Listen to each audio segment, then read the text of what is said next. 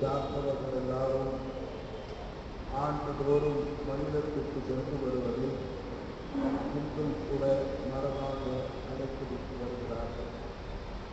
அந்த வகையில் குன்றுதோறாடல் என்ற மகிழ்ச்சி பெருமிதத்தோடு மனிதத்தையும் சேர்த்துக் கொண்டு என்று மகிழ்வது தமது வழக்கு.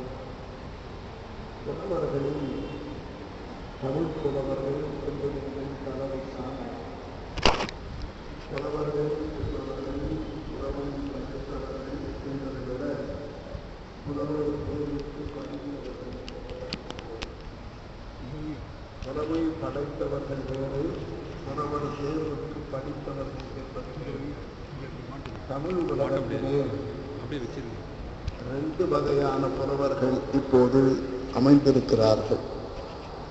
மரபார்ந்த புலமையோடு இளமையில் இருந்தே தமிழ் நூல்களை கற்ற தெளிவோடு தான் கொண்டொழுதிய நல்லறக்கத்தால் தான் படித்த நூல்களை கற்றதன் விளைவாக ஆர்வத்தால் மேலும் தமிழ் படிக்க வேண்டும் என்று பெருமக்களை அணுகி அவர்கள் வாழ் இருந்து தமிழ் கற்று வந்தவர்கள் சிலர். ஆனால் இன்றைய நாளில் அப்போதெல்லாம் பண்டிதம், வித்துவான், புலவர் என்ற வகையில் கல்விதலைகள் இருந்தன. ஆங்கில வளர்ச்சியினாலும் பல்வேறு வாய்ப்புகளுக்கு நிகராக நாமும் இருக்க வேண்டும் என்கிற எழுச்சியினாலும் கல்லூரிகளிலேயே தமிழ் முதுகலை என்ற பாடத்தை அமைத்து அங்கே தமிழ் பயில்வது என்ற ஒரு வழக்கத்தை தொடங்கினார்கள். அந்த வழக்கத்தை தொடங்கியதிலும் கூட தமிழ் முதுகலை என்பதற்கு முன்னால் அண்ணாமலை பல்கலைக்கழகம் போன்ற இடங்களிலே புலவர் கல்லூரிக்கு இன்னும் கொஞ்சம் பெருமை சேர்க்க வேண்டும் என்பதற்காக ஒரு தாளாவது அவர்கள் கல்வெட்டு படிப்பது போல பண்டி அளவில் படுக்க வேண்டும் என்பதற்காக BOL என்ற கல்வியை தந்தார்கள். பிறகு BOL, MOL, பிறகு BOL, MOL அனைத்துமே MA என்ற பெயரில் அழைப்பது என்று வந்து கல்லூரிகளிலே முதுகலை படித்து வந்தோம். என்னை போன்றவர்கள், என்னினும் அதிகமாக கற்றவர் பேராசிரியர் ஞானசுந்தரம். என்னை போன்றவர்கள் எல்லாம் தமிழ் படிப்பது என்று வந்ததற்கு தொடக்கம் அப்போது கல்லூரியினுடைய புகுமுக வகுப்பு முடிந்த பிறகு வந்தது. நேரடியாக BA ஆனர்ஸ் என்றிருந்தது. பேராசிரியர் ஞானசுந்தரம் இளங்கலை வகுப்பை முடித்துவிட்டு பிறகு முதுகலைக்கு வந்தவர்.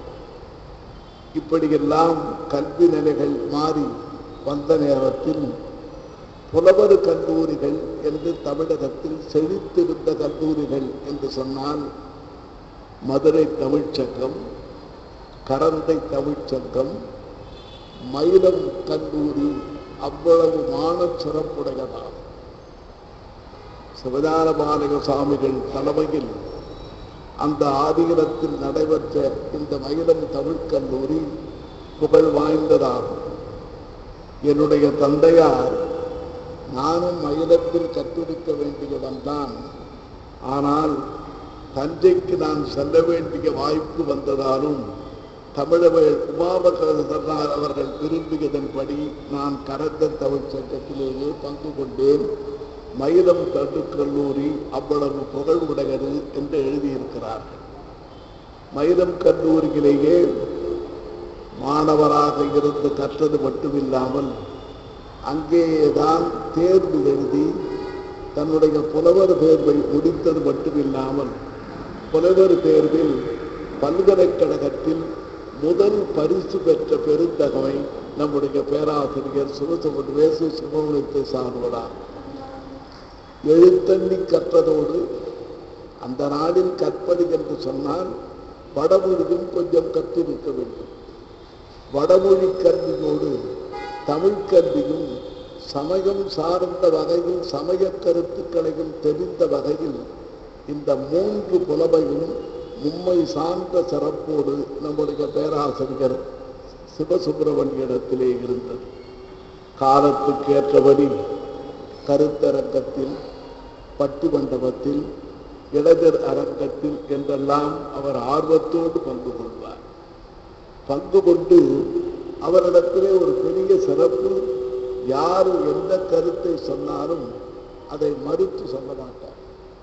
இப்படியும் கருதுவார்கள் போல இருக்கிறது. நானும் இப்படி நினைக்கிறேன் என்கிற ஒரு பெருந்தகமையோடு அவர்கள் வாழ்ந்தார்கள். எண்ணிப்பாருங்கள், 15 ஆண்டுகள், ஏறத்தாழ 13 ஆண்டுகள் கம்பன் கழகத்தில் காஞ்சிபுரத்தில் கம்பராமாயணத்தை பாடமாக சொன்னார். எனக்கு நன்றாக நினைவிருக்கிறது. நானே 2 முறை சென்று வந்திருக்கிறேன். அந்த அவரை விருந்தினராக ஏற்று நடத்தியவர் ராமன் என்கிற சிற்றுண்டி நடத்திய பெருந்தகை. அவர் வேசு மேல அவ்வளவு விருப்பமுடையவர்.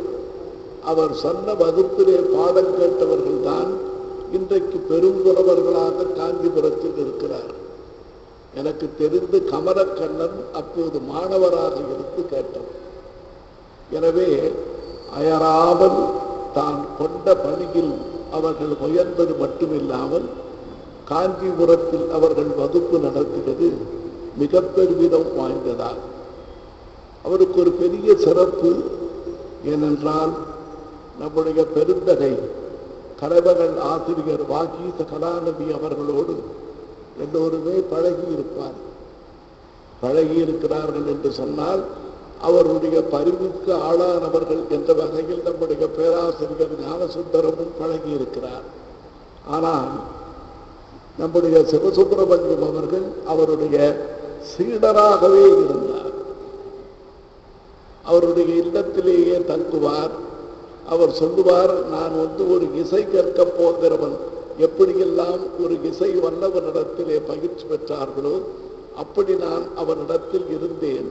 நானும் தமிழ் கற்றவன் என்றாலும் கூட அவர் சொல்வதை எழுதுவது எனக்கு ஒரு பெரிய ஆர்வமாக இருந்தது. மறந்தும் கூட அவர் தான் உண்ணும் போது என்னை அருகில் அமர வைத்து உண்ணாமல் இருந்ததில்லை. இப்படியெல்லாம் அவர் உருக்கத்தோடு வாழ்ந்தார்கள்.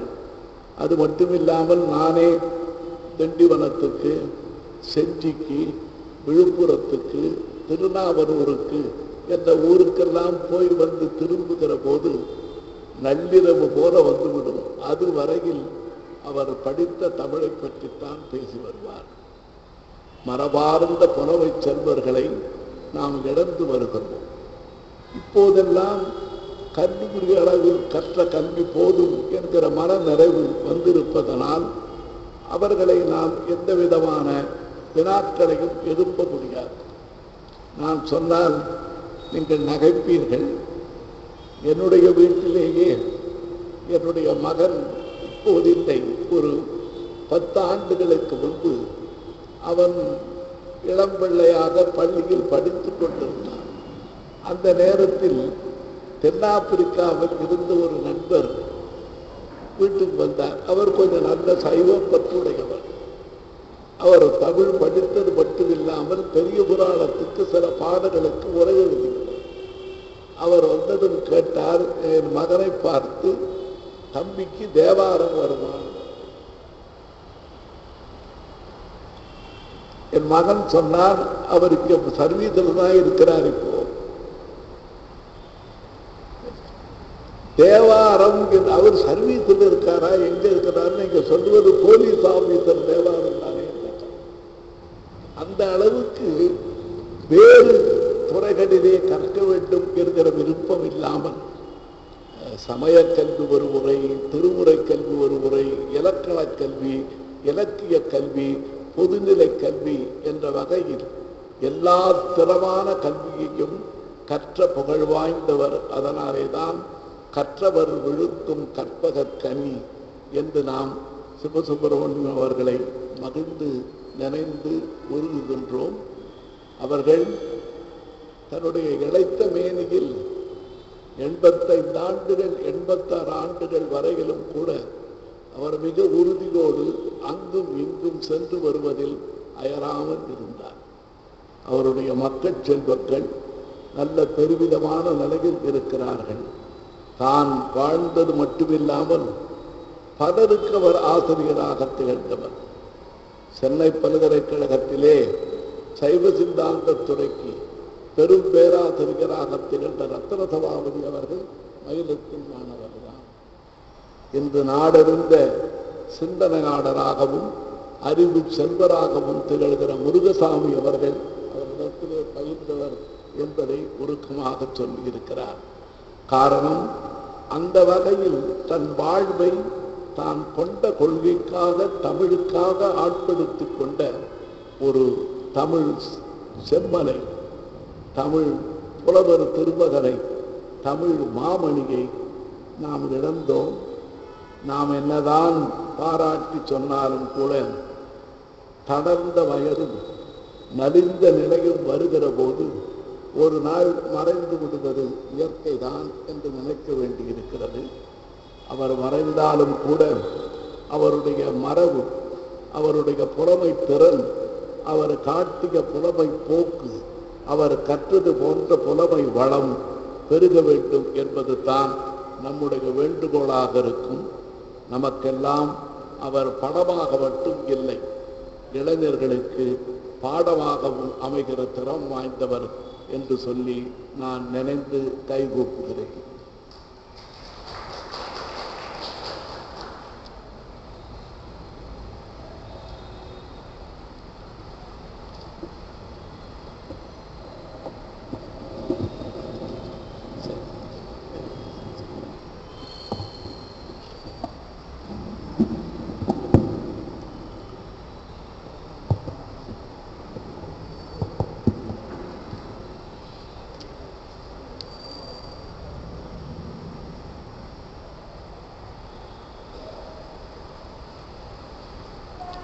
பேரன்பிற்கும் பெருமதிப்பிற்கும் உரிய மாண்புமிகு தமிழ் பல்கலைக்கழகத்தின் முன்னாள் துணைவேந்தர் டாக்டர் ஔவை அவர்களே, என்னுடைய பெருமதிப்புக்குரிய நண்பர் திரு முருகசாமி அவர்களே, கூடியிருக்கக்கூடிய பெருமக்களே, உங்கள் அனைவருக்கும் முதற்கண் என் நன்றி கலந்த வணக்கத்தை தெரிவித்துக் கொள்கிறேன். வே. சிவசுப்பிரமணியம் அவர்களோடு நான் கூட்டங்களில் கலந்து கொண்டிருக்கிறேன், அவரோடு பேசியிருக்கிறேன், அவருடைய தலைமையிலும் பேசியிருக்கிறேன், அவர் வீட்டுக்கும் சென்றிருக்கிறேன், அவர் வீட்டிலும் தங்கியிருக்கிறேன், என்னுடைய வீட்டுக்கும் அவர் வந்திருக்கிறார். அவரைப் போல எளிமையாக பழகிய மற்றொருவரை நான் என் வாழ்நாளில் பார்க்கவே இல்லை. அவருக்கு எவ்வளவு புலமை இருந்ததோ அவ்வளவு அடக்கமும், அவ்வளவு பணிவும், அவ்வளவு எளிமையும் அவரிடத்தில் இருந்தன என்பது ஒரு வியப்புக்குரிய செயல். அவருக்கும் ஆதீனங்களுக்கும் உரிய தொடர்பை பற்றி பேச வேண்டும் என்று என்னை படித்திருக்கிறார். தருமைதாசன் அவருடைய நேரடி மாணவர் அல்லர் என்று நான் நினைக்கிறேன். ஒரு ஆசிரியருக்கு எது பெருமை என்றால், அவர் இறந்த பின்னர் அவரை நினைப்பதற்கு மாணவர்கள் இருந்தால் அவர்தான் நல்ல ஆசிரியர். எத்தனையோ ஆசிரியர்கள் தோன்றினார்கள், பாடம் நடத்தினார்கள், மறைந்தார்கள். ஆனாலும் நாம் பேராசிரியர்கள் நினைத்தால் மூவாவை நினைக்கிறோம், தேப்போமி அவர்களை நினைக்கிறோம், அதுபோல வாசுபமா அவர்களை நினைக்கிறோம். ஏனென்றால் அவர்கள்தான் இறந்த பின்னரும் மாணவர்களால் மறவாமல் நினைக்கக்கூடிய அளவிற்கு சிறப்புற வாழ்ந்திருக்கிறார். அந்த பட்டியலில் இப்பொழுது சேர்ந்திருப்பவர்தான் நம்முடைய பெரும்புலவர் வே. சிவசுப்பிரமணியம் அவர்கள்.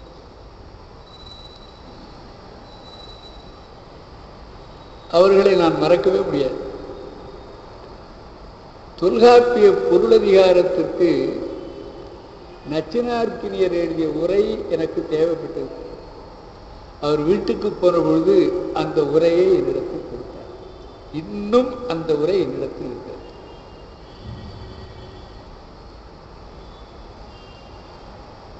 ஆதீனங்கள் இல்லை என்றால் தமிழே இல்லை என்று நாம் துணிவாக சொல்லலாம்.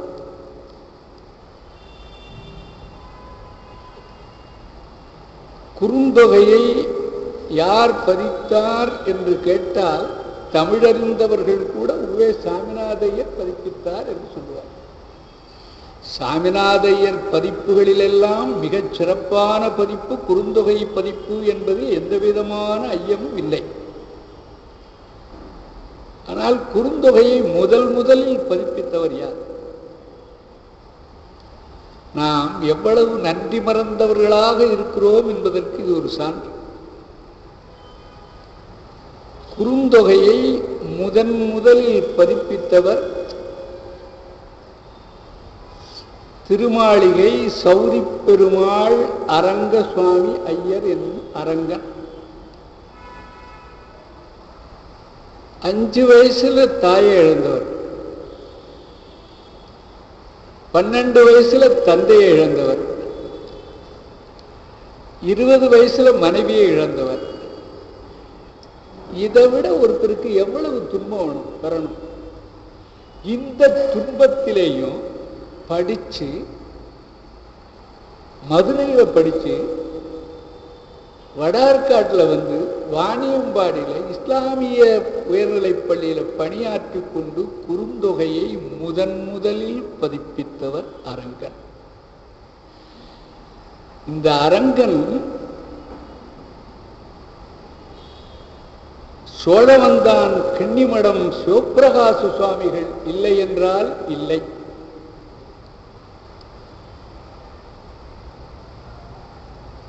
சோழவந்தான் கிண்ணிமடம் சிவப்பிரகாச சுவாமிகளை போய் பார்த்து அவர் பாடம் சொல்வதாக சொல்லி வெளியில எங்கேயாவது தங்கிக்கொள் என்று சொல்ல, என்னால் வெளியில தங்க முடியாது என்று சொல்லி அதற்கு ஏற்பாடு செய்து படித்து மதுரையில் வித்வான் பட்டம் பெற்று ஆசிரியராக இருந்தவர்.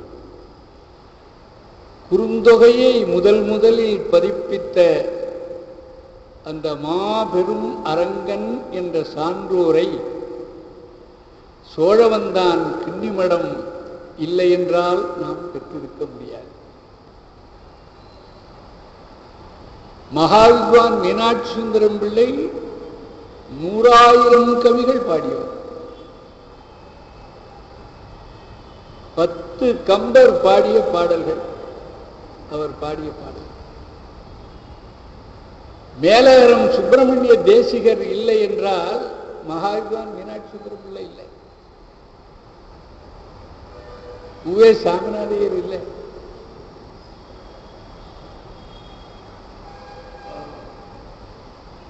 உவே சாமிநாதையர் மகாவித்வான் மீனாட்சி சுந்தரம் பிள்ளை இறந்த பின்னர் நம்முடைய நிலை என்னாகும் என்று கலங்கினார்.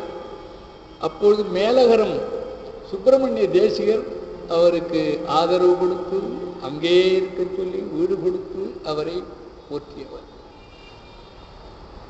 திருவாவடுதுறை மடம் இல்லை என்றால் தமிழ் வளர்த்த மகாவித்வான் மீனாட்சி சுந்தரம் பிள்ளையும் தமிழ் ஏடுகளையெல்லாம் திரட்டி பதிப்பித்த உவே சாமிநாதையரும் இல்லை. அதுபோல பொம்மபுரம் 18வது ஆதீனம் இல்லை என்றால் வே சிவசுப்பிரமணியம் என்ற பெரும்புலவர் இல்லை. சின்னஞ்சிறு பிள்ளையாக இருக்கிற பொழுது அவரை சந்தித்து, இவர் அவ்வளவு வறிய நிலையில் இருந்ததுனால, உன்னை படிக்க வைத்தால் படிக்கிறாயா என்று அவர் கேட்க, நான் படிக்கிறேன் என்று சொல்லி படித்து, அதுவும் புலவர் வகுப்பில் முதலாவதாக தேறி 1000 ரூபாய் பரிசு பெற்றவர். அந்த காலத்தில் 1000னா இப்போ ஒரு 10 லட்சத்துக்கு இணை பரிசு பெற்றவர். ஆதீனம் அவரை இன்னும் வளர்த்ததற்கு ஒரு சான்று சொல்றேன். அந்த காலத்தில் அண்ணாமலை பல்கலைக்கழகத்தில் சித்தாந்த தேர்வு ஒன்று நடத்தினார்கள். சைவ சித்தாந்த தேர்வு. சிவஞான சித்தியார் இதெல்லாம் படிச்சு கேட்பார்கள். அந்த தேர்வுல கலந்து கொண்டு ஒரு முறை தான் கலந்து கொள்ள முடியும். அந்த ஒரு முறை வெற்றி பெறவில்லைன்னா அதுக்கப்புறம் கலந்து கொள்ள முடியாது. ஆனா கேள்விகளை ரொம்ப நுட்பமாக கேட்பார்கள். இவர் அந்த தேர்வில் கலந்து கொண்டார். அவர்கள் கேட்ட வினாக்களுக்கெல்லாம் நுட்பமாக அவர்கள் உளங்கொள்ள தகுந்த வகையில் விடையளித்தார். அந்த 1000 ரூபாய் பரிசையும் பெற்றார். அதை பற்றி ஒரு சுவையான செய்தி சொல்றேன். அவருக்கு தேர்வு நடத்தியவர் பெரும்புலவர் கா. வெள்ளவாரணர் அவர்கள். கா. வெள்ளவாரணம் அவர்கள் தமிழ் பல்கலைக்கழகத்தில் இலக்கியத்துறையில் தலைவராக பணியாற்றியார். அப்பொழுது அவரோடு பழகக்கூடிய வாய்ப்பு எனக்கு கிடைத்தது. அவர் சொன்னார், அந்த தேர்வுக்கு அந்த வே. சிவசுப்பிரமணியம் வந்தார். அவருக்கு கொஞ்சம் காது கேட்காது. அதனால கேள்வியை கேட்டா என்ன சொன்னீங்க என்ன சொன்னீங்க என்று 2 முறை கேள்வியை கேட்டு வாங்கி கொண்டு விடை சொன்னார். அதனால எல்லா வினாக்களுக்கும் மிக சரியாக விடை சொல்லி தெரிவித்தார் என்று சொன்னார். அப்படி மடங்களால் வளர்ந்தவர் அவர். அவருக்கு பெருமை சேர்த்த மடம் என்று சொன்னால் காஞ்சி மடம் அவருக்கு பெருமை சேர்த்தது. காஞ்சி மடம் தான் அவருக்கு மகாவித்வான் என்ற பெரும் பட்டத்தை தந்து சிறப்பித்தது. காஞ்சிபுரத்தில் அவர் ஒரு குறுநில மன்னர் போல செங்கோல் செலுத்தினார். காஞ்சியில் இருக்கக்கூடிய அந்த ராமாஸ் லாட்ஜ் தான் அப்பொழுது தமிழ் அறிஞர்கள் கூடுகிற இடம். இந்த மாடியில தான் கூடுவார்கள். நம்முடைய பெருமதிப்பிற்குரிய துணைவேந்தர் அவர்கள் தெரிவித்ததைப் போல அவர் பல ஆண்டுகள் அங்கே கம்பராமாயணத்தை பாடல் பாடலா நடத்தினார். அதோட திருக்குறள் நடத்தினார். அப்படி திருக்குறள்லாம் நடத்தி முடித்த பிறகு அவருக்கு பெரிய சிறப்பு செய்து அப்பதான் அவருக்கு இந்த மகாவித்வான் என்ற பட்டம் கொடுத்தார். நடராஜையர் மறைந்து விட்டார். அவர் நினைவாக ஒரு சொற்பொழிவு முதல் ஆண்டு நடந்தது. அந்த சொற்பொழிவுக்கு என்னை அழைத்திருந்தார். அந்த சொற்பொழிவுக்கு நான் போனேன். அதுக்கு தலைமை நம்முடைய வே. சிவசுப்பிரமணியனார் அவர்கள். அவர் எவ்வளவு பண்பாளர்ங்கிறதுக்கு ஒரு சான்று. அவருக்கு கபிலவாணர் விருது கொடுத்து அவருடைய புலமையை அங்கீகரித்தவர் நம்முடைய திருக்கோவலூர் பண்பாட்டு கழகத்தை சார்ந்த திரு தியாகராஜன் அவர்கள். திருக்கோவலூர்ல காலையில் ஒரு கருத்தரங்கு நடந்தது. அது சங்க இலக்கியத்தை பற்றிய கருத்தரங்கம். எனக்கு முல்லைத்திணையை பற்றி பேச சொல்லியிருந்தார். வேசி அவர்களும் கலந்து கொண்டார். இப்ப வேறொரு மடாதிபதி தான் அந்த ஒரு வைணவ மடாதிபதி தலைவராக இருந்தார். எனக்கு கொஞ்சம் முல்லைப்பாட்டு பூரா மனப்பாடம். நனந்தலை உலகம் வளை அப்படின்னு ஆரம்பிச்சா கடைசி வரைக்கும் முடிச்சுடுவேன். அதனால அன்றைக்கு நான் அந்த பாட்டை ரொம்ப சொல்லி ரொம்ப கொஞ்சம் நல்லா பேசுனேன். சமயத்தில் நல்லா பேசிடுவோம் இல்லையா, அது மாதிரி அன்னைக்கு ஏதோ எதிர்பாராத நல்லா பேசிவிட்டேன். நான் அதை பற்றி ஒன்றுமே நினைக்கல. அதுக்கப்புறம் பேசினாரு, எல்லாம் முடிச்சார். அது நடந்து 1 ஆண்டுக்கு மேலாகும். 1 ஆண்டோ 2 ஆண்டோ ஆயிட்டுது. இங்கே காஞ்சிபுரத்தில் நடந்த கூட்டத்தில் அவர் தலைமை தாங்கினார், என்னை அறிமுகப்படுத்தினார். பேராசிரியர் ஞானசுந்தரம் அவர்கள் திருக்கோவலூர் பண்பாட்டு கழகத்தில் முல்லைப்பாட்டை பற்றி பேசினார். அன்றைக்கு அவரை பற்றி என்னுடைய நாள் குறிப்பில் நிரம்ப எழுதி வைத்திருக்கிறேன் அப்படி புலவராக இருப்பது பெருசல்ல, இன்னொருத்தன் ஒரு சிறப்பா சொல்லிட்டா அதை அங்கீகரிக்கக்கூடிய பண்பும் அவரிடத்தில் இருந்தது. எனக்கு அவரை பற்றி ஒன்று வருத்தம் என்னன்னா, நிறைய படித்தார், ஆனா நிறைய பேசினார், ஆனா ரொம்ப குறைவாக தான் எழுதினார். உரை எழுதினார், ஆனா அவர் திருவாசகத்தில் ஓமைகள் என்று ஒரு அழகான நூல் எழுதியிருக்கிறார். அது ரொம்ப என்னுடைய உள்ளம் கவர்ந்த நூல். அவர்கிட்டே சொன்னேன், ரொம்ப நல்லா இருந்தது, இந்த புளியம்பழம்னு ஒரு ஓமையை விளக்கியிருக்கீங்களே, அது ரொம்ப நல்லா இருக்குன்னு. அவருக்கு ரொம்ப மகிழ்ச்சி. அதனால புலமை, அடக்கம், கொஞ்சம் கூட பகட்டில்லாத பாங்கு, உண்மையான அன்பு. என்னுடைய மகனுடைய திருமணத்திற்கு வரவில்லை, அதுக்காக வேகாத வெயிலில் மத்தியானம் வந்து நான் வர முடியலன்னு வீட்டுக்கு வந்து வாழ்த்தி விட்டு சாப்பிட்டு போனேன். அது மாதிரி அவருடைய மகள் திருமணம் இங்கே தான் நடந்தது. நம்ம இந்த பூங்காவுக்கு பக்கத்தில் ஒரு திருமண மண்டபத்தில், அதுக்கு இந்த மாதிரி மாலை வேளையில் வந்து வாழ்த்தி பார்த்து விட்டு போனேன். அப்படி அன்போடு பழகக்கூடியவர். கல்வியினுடைய பயன் அறிவு, அறிவினுடைய பயன் ஒழுக்கம் என்கிறார் பரிமேலழகர். கல்வி இருந்தா போதாது, அது அறிவா மாறும். அறிவு இருந்தா போதாது, அது ஒழுக்கமா மாறணும். ஓதியும் உணர்ந்தும் குரற்குறைத்தும் தானடங்கா பேதையில் பேதையாரில் என்கிறார். ஆனா ஓதி உணர்ந்து பிறர்க்குரைத்து அவ்வாறேயே ஒழுகிய ஒரு சான்றோர் வே. சிவசுப்பிரமணியனார் அவர்கள் நிறைவாழ்வு வாழ்ந்து மறைந்திருக்கிறார். எவ்வளவுதான் வாழ்ந்தாலும் 100 வயசு தான் வாழ முடியும். ராமானுஜர் ஒரு எக்ஸெப்ஷன், 120 ஆண்டு வாழ்ந்தார்.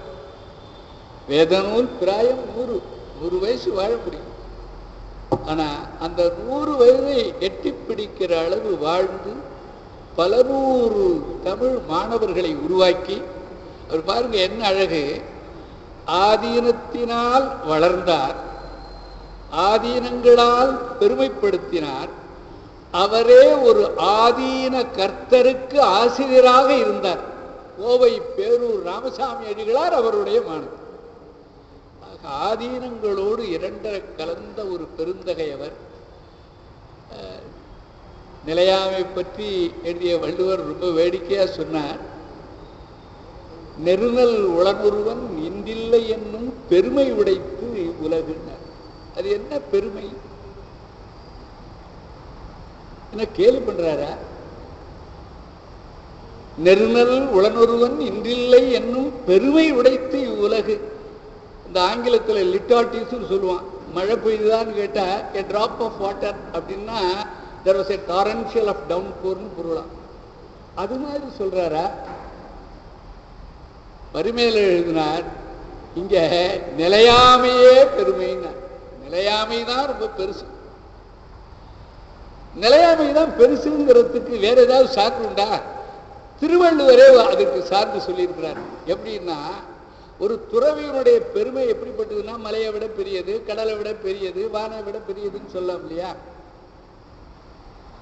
துறவியினுடைய பெருமையை சொல்ல வந்த திருவள்ளுவர் சொல்றார், துறந்தார் பெருமை துணை கூறின் வையத்து இறந்தாரை எண்ணிக்கொண்டிருக்கிறார். உலகத்திலேயே பெருகிக்கொண்டே இருக்கக்கூடியது எதுன்னா இறப்பு தான். அதனால்தான் நெருநல் உளல் ஒருவன் இன்றில்லை என்னும் பெருமையை உடைத்து உலகு என்கிறார் திருவள்ளுவர். வே. சிவசுப்பிரமணியனார் அவர்கள் மறைந்து விட்டார் என்பது நமக்கு வருத்தம் அளிப்பதுதான். ஆனால் மரணம் என்பது தவிர்க்க முடியாத ஒன்று.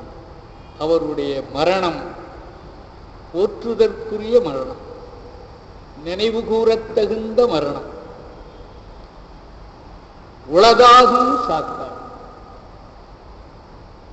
நத்தம்போல் கேடும் உளதாகும் சாக்காடும் வித்தகத்தல்லால் அறிவு.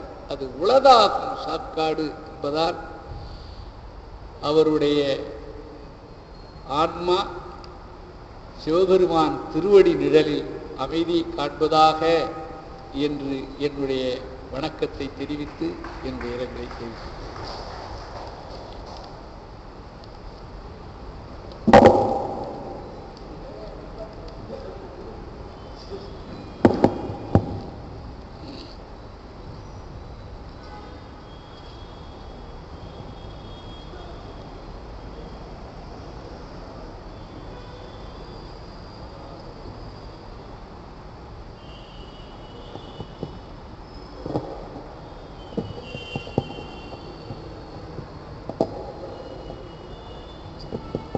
வணக்கத்திற்கும் வழிபாட்டிற்கும் உரிய உங்களுடைய ஆசிரியர் பெருந்தகையும் நமக்கெல்லாம் குருவாகவும் வீற்றிருந்த நம்முடைய பேராசிரியர் பெருமகனார் அவருடைய நீள நினைந்த நினைப்போடு இங்கே தலைமை தாங்குகின்ற நம்முடைய தஞ்சை பல்கலைக்கழகத்தினுடைய மேனாள் துணைவேந்தர் பெருந்தகை அவர்களுக்கும் இங்கே நினைவஞ்சலியை ஆதீனங்களோடு தொடர்புபடுத்தி நினைவுபடுத்திய பேராசிரியர் பெருந்தகை அவர்களுக்கும் மற்றும் இந்த திருமட வளாகத்திலே குழுமிருக்கக்கூடிய ஐயா அவர்களுடைய நினைவு நெஞ்சிலை நிறுத்தி இங்கே வருகை புரிந்திருக்கக்கூடிய உங்கள் அத்தனை பேருக்கும் வணக்கம் சொல்லி,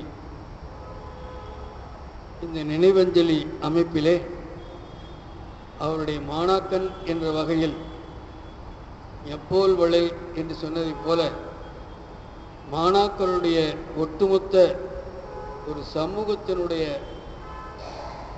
ஒன்று இணைப்புக்காக அடியேனை இந்த நிகழ்ச்சியிலே நம்முடைய தர்மிதாசன் அவர்கள் என்னை கலந்து கொள்ளுமாறு பணித்திருக்கிறார்கள். நம்முடைய துணைவேந்தர் அவர்கள் மண் வாசனையோடு கருத்துக்களை சொன்னார்கள்.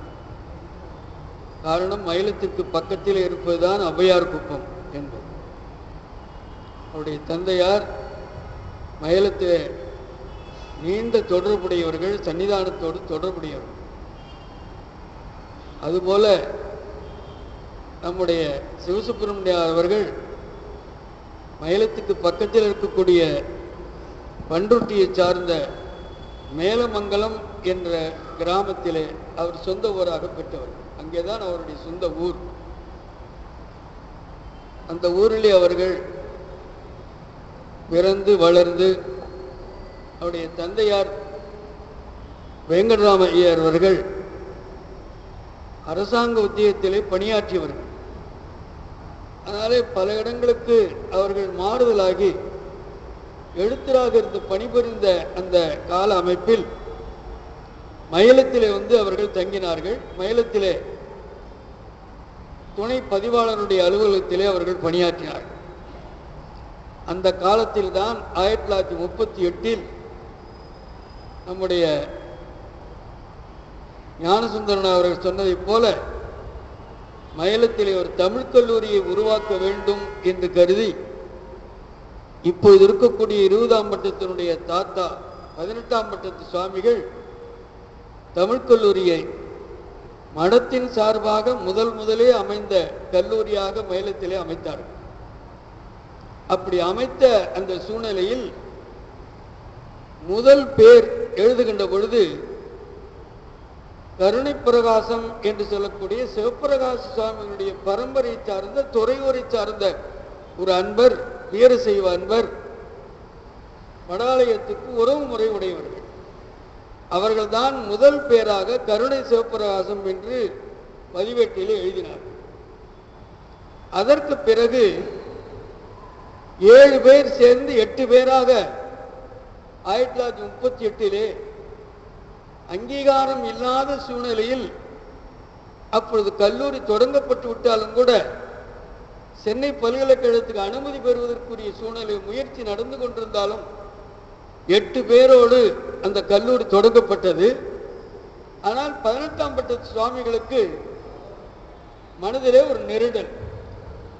8 என்ற எண் 9ஆக அது மாறினால் சிறப்பாக இருக்குமே என்று கருதினார். அதைத்தான் தேங்காய் கூட ரொம்ப அழகாக சொன்னார்கள். இந்த 9 என்பதிலே ஒரு சிறப்பு இருக்கிறது என்று சொன்னார். அந்த அடிப்படையிலே 9ஆக இருந்தால் நன்றாக இருக்குமே என்று 18ஆம் பட்ட சுவாமிகள் நினைத்தார்கள். நினைத்த மாத்திரத்தில் அவருடைய தந்தையார் பதிவாளருடைய அலுவலகத்தில் எழுத்தாளராக இருந்தவர்கள் சாமியிடத்திலே ஒரு விண்ணப்பித்து, என்னுடைய பையனை இந்த பாடசாலையிலே ஒருவனாக ஒரு பக்கத்திலே அமர செய்து இந்த கல்வியை ஓரளவுக்கு அவன் கற்றுக்கொள்ளலாம் என்று ஒரு விண்ணப்பத்தை சுவாமியிடத்தில் வைத்தான். சுவாமிகளுடைய எண்ணம் ஈடேறி 8ஓடு 9ஆக அந்த சிறுவனை சேர்த்து கொள்ளலாம் என்ற எண்ணம். எனவே அவர் இருக்கட்டுமே என்று சொல்லி 9ஆவதாக சேர்த்து கொள்ளப்பட்டு விட்டது. ஆனால் பதிவேட்டிலே பேர் இல்லை, 8 பேர் தான் இருந்தாலும் ஒரு நிகழ்ச்சி நடந்தது. அப்பொழுது ஒரு வினா எழுந்தது. அந்த வினாவை எல்லோருக்கும் பரிமாறப்பட்டது. 8 பேரும் பதில் சொல்லவில்லை. ஆனால் சிறுவனாக இருந்த நம்முடைய மகாவித்வான் ஐயா சிவசுப்பிரமணியன் அவர்கள் சாமியிடத்தில் விண்ணப்பித்து, நான் சொல்லட்டுமாங்க சாமின்னு கேட்டிருக்கார். சொல்ல உடனே அதுக்கு சரியான விடை சொன்ன உடனே அன்றைக்கே பதிவேட்டிலே 9ஆவது பேராக அவர் எழுதப்பட்டார். அதுதான் மூல வரலாறு. இது ஐயா அவர்களே எங்களிடத்திலே வகுப்பிலே சொல்லியிருக்கிறார். அப்பொழுது அந்த பதிவேட்டிலே 9ஆவது பேராக எழுதப்பட்டவர் அவர். காரணம், அந்த வினாவுக்கேற்ற விடையை சரியாக சொன்ன அந்த சூழ்நிலை தான் சுவாமிகளுடைய இந்த திருவாயினாலே 9 பேர் இருந்தால் தேவையில்லை என்று மனதார நினைத்தார்களே, அதனுடைய வெளிப்பாடு அவரிடத்திலிருந்து விடையாக வந்து அவர்களை மாணாக்கராக சேர்த்து கொள்ளப்பட்ட சூழ்நிலையில் தான் 2 பெருமக்களும் சொன்னார்களே, 1000 ரூபாய் பரிசு பெறுகின்ற அந்த சூழ்நிலையை அவர்கள் பெற்றார். பெறுகின்ற பொழுதும் கூட ஒரு நெருடல் நடந்தது. என்ன தெரியுமா? அவர்கள் வித்வான் தேர்வுக்கு எழுத போகின்ற பொழுது தேர்வு எழுதுவதற்குரிய வயது இல்லை. எனவே அவருக்கு சிறப்பு விதி கொடுத்து எழுத வைக்கலாமா என்று முயற்சித்த பொழுதும் கூட வயது வரம்பு கட்டாயம் என்று சொன்னதனாலே ஒரு ஆண்டு தள்ளி அடுத்த ஆண்டு தானே எழுதினார்கள். அப்படி எழுதி அவர்கள் அந்த 1000 ரூபாய் பரிசனை அவர்கள் பெற்றார். அவருடைய மாணாக்கர்களாக இருக்கக்கூடிய சூழ்நிலையிலே இங்கே சம்பந்தனாரும் வந்திருக்கிறார். தேவியாபுரத்தை சார்ந்தவர்கள். அவரிடத்திலே பாடம் கேட்ட சீடர்களாக இருக்கக்கூடிய நாம் எல்லோரும் கூடியிருக்கிறோம். அவர்கள் பெரும் புலமை உடையவர்கள். அவருடைய புகழ் வியன் ஞானம் புகழ்கின்ற தன்மையாக அமைகின்ற ஒரு சிறப்புக்குரிய செய்தி. இங்கே அவருடைய வாழ்க்கை வரலாற்றினுடைய சூழ்நிலை எல்லாம் பல அன்பர்கள் இங்கு அச்சிட்டு கொடுத்திருக்கிறார்கள். நம்முடைய மயிலம் சுவாமிகள் அவருடைய நினைவஞ்சலியாக பாலசித்தர் என்று திங்கள் தோறும் வெளியிடுகின்ற ஆதீனத்தினுடைய அமைப்பிலே அவர்கள் நினைவஞ்சலியை இதில் குறித்திருக்கிறார்கள். அதையும் இன்னும் பல பழைய மாணாக்கர்களும் சேர்ந்து எழுதி அந்த நினைவாஞ்சலியுடைய கவிதைகளையும் சேர்த்து அச்சிட்டு இங்கே எல்லோருக்கும் மயிலத்தின் சார்பாக கொடுத்திருக்கிறோம். நான் ஏன் இதை சொல்கிறேன் என்று சொன்னால், சுவாமிகளுக்கு நம்முடைய சிவசுப்பிரமணிய இழப்பு என்பது ஐயா அவர்கள் சொன்னதை போல மயிலம் இல்லை என்று சொன்னால் சிவசுப்பிரமணியம் இல்லை என்பதுதான் உண்மை. அந்த அளவுக்கு அவருடைய புலமையை பரிமளிக்க செய்த இடம் மயிலம் என்பதனால்தான் இந்த மயிலம் என்ற அடைமொழியை கடைசி வரை அவர்கள் அடையாறிலே வந்து தங்கிவிட்டாலும் கூட கடைசி வரை மயிலம் என்ற அடைமொழி விடாமலே பற்றி கொண்டிருந்தவர்கள். அது மட்டும் இல்லை, அவர்கள் நல்ல பல சித்தாந்த அமைப்புகள் எல்லாம் உடையவர்கள். நம்முடைய தேங்காய் அவர்கள் அழகாக சொன்னார்கள். வெள்ளைவாரன் ஐயா சொன்னதை திருப்பனந்தாள் மடம் வைத்திருந்த அந்த சித்தாந்த பரிசு போட்டி அண்ணாமலை பல்கலைக்கழகத்தில் வைத்திருந்தார்கள். அந்த பரிசு போட்டிக்கு ஐயா அவர்கள் கலந்து கொள்ள போகிறார்கள். 14 சாத்திரங்களையும் மனப்பாடம் செய்து ஒப்பிக்க வேண்டும். கேட்ட இடத்துல பதில் சொல்லணும். அதிலே வெள்ளைவாரன் ஐயா அவர்கள் ஒரு நடுவர். இதற்கு மேலே இன்னொரு நடுவர் இருந்தார். அங்கேயே பதிவாளராக இருந்து ஓய்வு பெற்று சச்சிதானந்தம் பிள்ளை. அவர் சிறந்த சித்தாந்த பழம். சச்சிதானந்தம் பிள்ளையும் நடுவராக இருக்கிறார். சச்சிதானந்தம் பிள்ளை சிவஞான சித்தியார் கையிலே வைத்துக் கொண்டு புத்தகத்தை புரட்டினாராம். வினை என்று ஒரு பாடல் தொடங்கியதாம். வினை என்று தொடங்குகின்ற பாடலை சொல்லுங்கள் என்று கேட்ட பொழுது பேராசிரியர் சொன்னாராம், ஐயா 3 பாடல் வருகிறது, நான் எதை சொல்லட்டும் என்று சொன்னார். சொன்ன உடனே சச்சிதானந்தம் பிள்ளைக்கு அயர்வு ஏற்பட்டு விட்டது. இது ஐயா அவர்களும் சொன்னார்கள். சச்சிதானந்தம் பிள்ளைக்கு ஒரு முறை மயிலத்துக்கு வந்த பொழுது அவர்களுக்கு அணுக்க தொண்டராக பேராசிரியர் என்னைத்தான் அவர்களை அனுமதித்து அவர்களுக்கு 2 நாள் அணுக்க தொண்டராக இருக்க சொன்ன பொழுது மடத்திலே தங்கியிருந்தார்கள். நான் அணுக்க தொண்டராக 2 நாளும் உடன் இருந்தேன். அப்பொழுது சச்சிதானந்தம் பிள்ளையே சொன்னார், சிவசுப்பிரமணியம் எப்படிப்பட்ட நினைவாற்றல் தம்பி, நான் வினைன்னு ஒரு பாட்டை கேட்டேன், 3 இருக்கு, எதை சொல்றதுன்னு கேட்டேன், நானே அசந்துட்டேன் என்று சொன்னார். அவர்கள் வாயாலே சொன்னார். நான் ஏன் இதை சொல்கிறேன் என்று சொன்னால், அந்த அளவுக்கு நினைவாற்றல் உடையவர்கள். அது மட்டும் இல்லை, அவர்கள் மடாலயத்தை பற்றி தேங்காய் அவர்கள் அழகாக வரிசைப்படுத்தினார்கள்.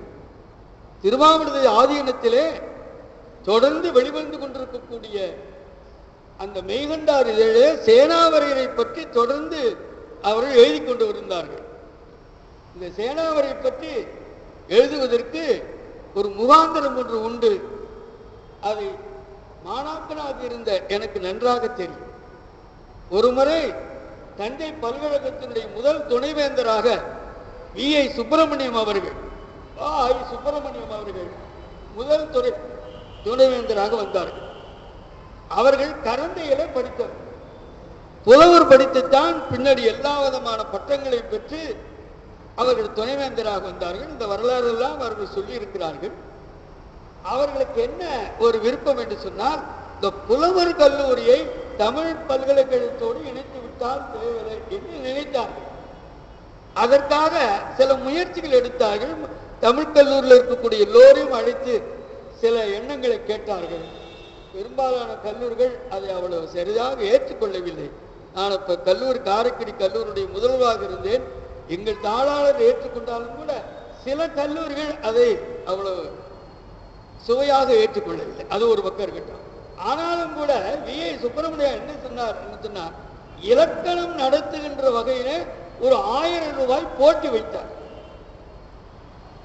இலக்கணத்தை யார் செம்மையாக நடத்துகிறார்கள் என்று அவர்களை அடையாளம் காண வேண்டும் என்று தமிழ் கல்லூரியில் இருக்கிற பேராசிரியர்கள், அதே போல பல்கலைக்கழகத்தில் இருக்கக்கூடிய தமிழ்துறை தலைவர்கள் இவர்களை மட்டுமே போட்டிக்கு கலந்து கொள்ளுமாறு முதல் ஆண்டிலே ஒரு போட்டி அறிவித்தார்கள். அதிலே சிவசுப்பிரமணியம் அவர்கள் மயிலம் சார்பாக வருகிறார். நாங்கள் எல்லாம் வந்திருக்கிறோம். அந்த நேரத்தில் போட்டி தொடங்குகிறது. தொடங்குவதற்கு நடுவர் யார் என்று சொன்னால், ஐயாவுக்கு நன்றாக தெரியும், கு. திருமேனி, நேஷனல் காலேஜினுடைய தமிழ்துறை தலைவர் கு. திருமேனி அவர்கள். நல்ல சிலப்பதிகாரத்தில் ரொம்ப ஆழங்கால்பட்டவர், இலக்கணத்திலும் உடையவர்கள். அதுபோல சோனா நானா கந்தசாமி, சோனா நானா கந்தசாமி ரொம்ப ஆழமுடையவர். தஞ்சையில் இப்போ ஓய்வு பெற்று பல தமிழர்கள் ஆங்கிலத்தை எழுதி கொண்டிருக்கிறார், மொழிபெயர்ப்பார். சோனானா கந்தசாமி அவர்கள் அந்த மண்டபத்துக்குள்ளே நுழைகிறார்கள். நான் தான் முன்னாடி உட்கார்ந்து இருக்கிறேன். என்னை பார்த்த உடனே சோனானா கந்தசாமி அவர்கள் சொல்லுகிறார்கள், முருகசாமி உங்க வாத்தியார் எதற்கு உட்கார்ந்துருக்காரு, நான் யாருக்கு பரிசு கொடுக்கிறது? சிவசுப்பிரமணியம் பார்த்த உடனே அவர்தான் பரிசு பெறுவார் என்ற நிலைமையை உருவாக்குகின்ற புலமையை இந்த வியன் உலகம் அத்தனைக்கும் பறைசாற்றியவர். இப்படியே கேட்டார் சொன்னா கந்தசாமி என்ன இடத்துல தனியா என்னை கூப்பிட்டு, முருகசாமி உங்க வாத்தியார் வந்திருக்கிறாரு, நான் யாருக்கு பரிசு கொடுக்கறது அப்படின்னா என்ன அர்த்தம் என்று சொன்னால், யாரும் இவரை வெல்ல முடியாது என்ற தீர்மானம் அவரை பார்த்தபடியே வந்தது என்று சொன்னால், அந்த அளவுக்கு அவர்கள் குமரகுருசாமி சொன்னதை போல அந்த எழுத்திலே ஆழங்கால் பட்டவர்கள் அவர்கள். இது மட்டும் இல்லை, எனவே அவர்தான் முதல் பரிசு பெற்றார். இரண்டாவது பரிசு பெற்றவர் தருமபுர ஆதீனத்தை சார்ந்த செல்வ கணபதி அவர்கள். அவர் இரண்டாவது பரிசு பெற்றார். 500 ரூபாய் பரிசு, முதல் பரிசு 1000 ரூபாய். எதுக்காக நான் சொல்லேன் என்று சொன்னால், இந்த அளவுக்கு அவருடைய அமைப்பு சிறப்பாக ஒவ்வொரு வகையிலும் இருந்த காரணத்தினால்தான் திருமுருகாற்றுப்படை நக்கீரர் சொல்வார், கற்றோருக்கு தாம் வரம்பாகிய தலைமையர் என்று சொல்வார். இந்த உலகமெல்லாம் அவரை புகழ்கின்ற தன்மையாக அவருடைய புகழ் பரவுகிறது என்று சொன்னால், நம்முடைய நக்கீரர் சொல்வதை போல கற்றோருக்கு தாம் வரம்பாகிய தலைமையர். எல்லோரும் அவரிடத்தில் தான். ஒரு காலத்தில் ஆங்கிலத்தில் சொல்லும் எல்லாம் ரோமை நோக்கி என்று சொல்வார். அதுபோல யாருக்கு எந்த சந்தேகம், இலக்கணத்திலா இலக்கியத்திலா அல்லது மெய்யியல் அறிவு அமைப்பிலா எதில் சந்தேகம் இருந்தாலும் சிவசுப்பிரமணியத்தில் கேட்டால் அது தெளிவு பெற்றுவிட முடியும் என்று சொல்லுகின்ற அளவிற்கு தமிழ் கூறும் அலுவலகத்தில் ஒரு இடத்தை தக்க வைத்துக் கொண்டவர்கள் அவர்கள். மாணாக்கர்களை ஊக்குவிப்பதில் அவர்களைப் போல மற்ற ஆசிரியர்களை காட்டிலும் அவர்களைப் போல ஒரு திறன் காட்டுகின்ற வகையிலே, நெஞ்சத்தில் நிற்கக்கூடிய வகையிலே மாணாக்கர்களை ஊக்குவித்தவர்கள் கிடையாது.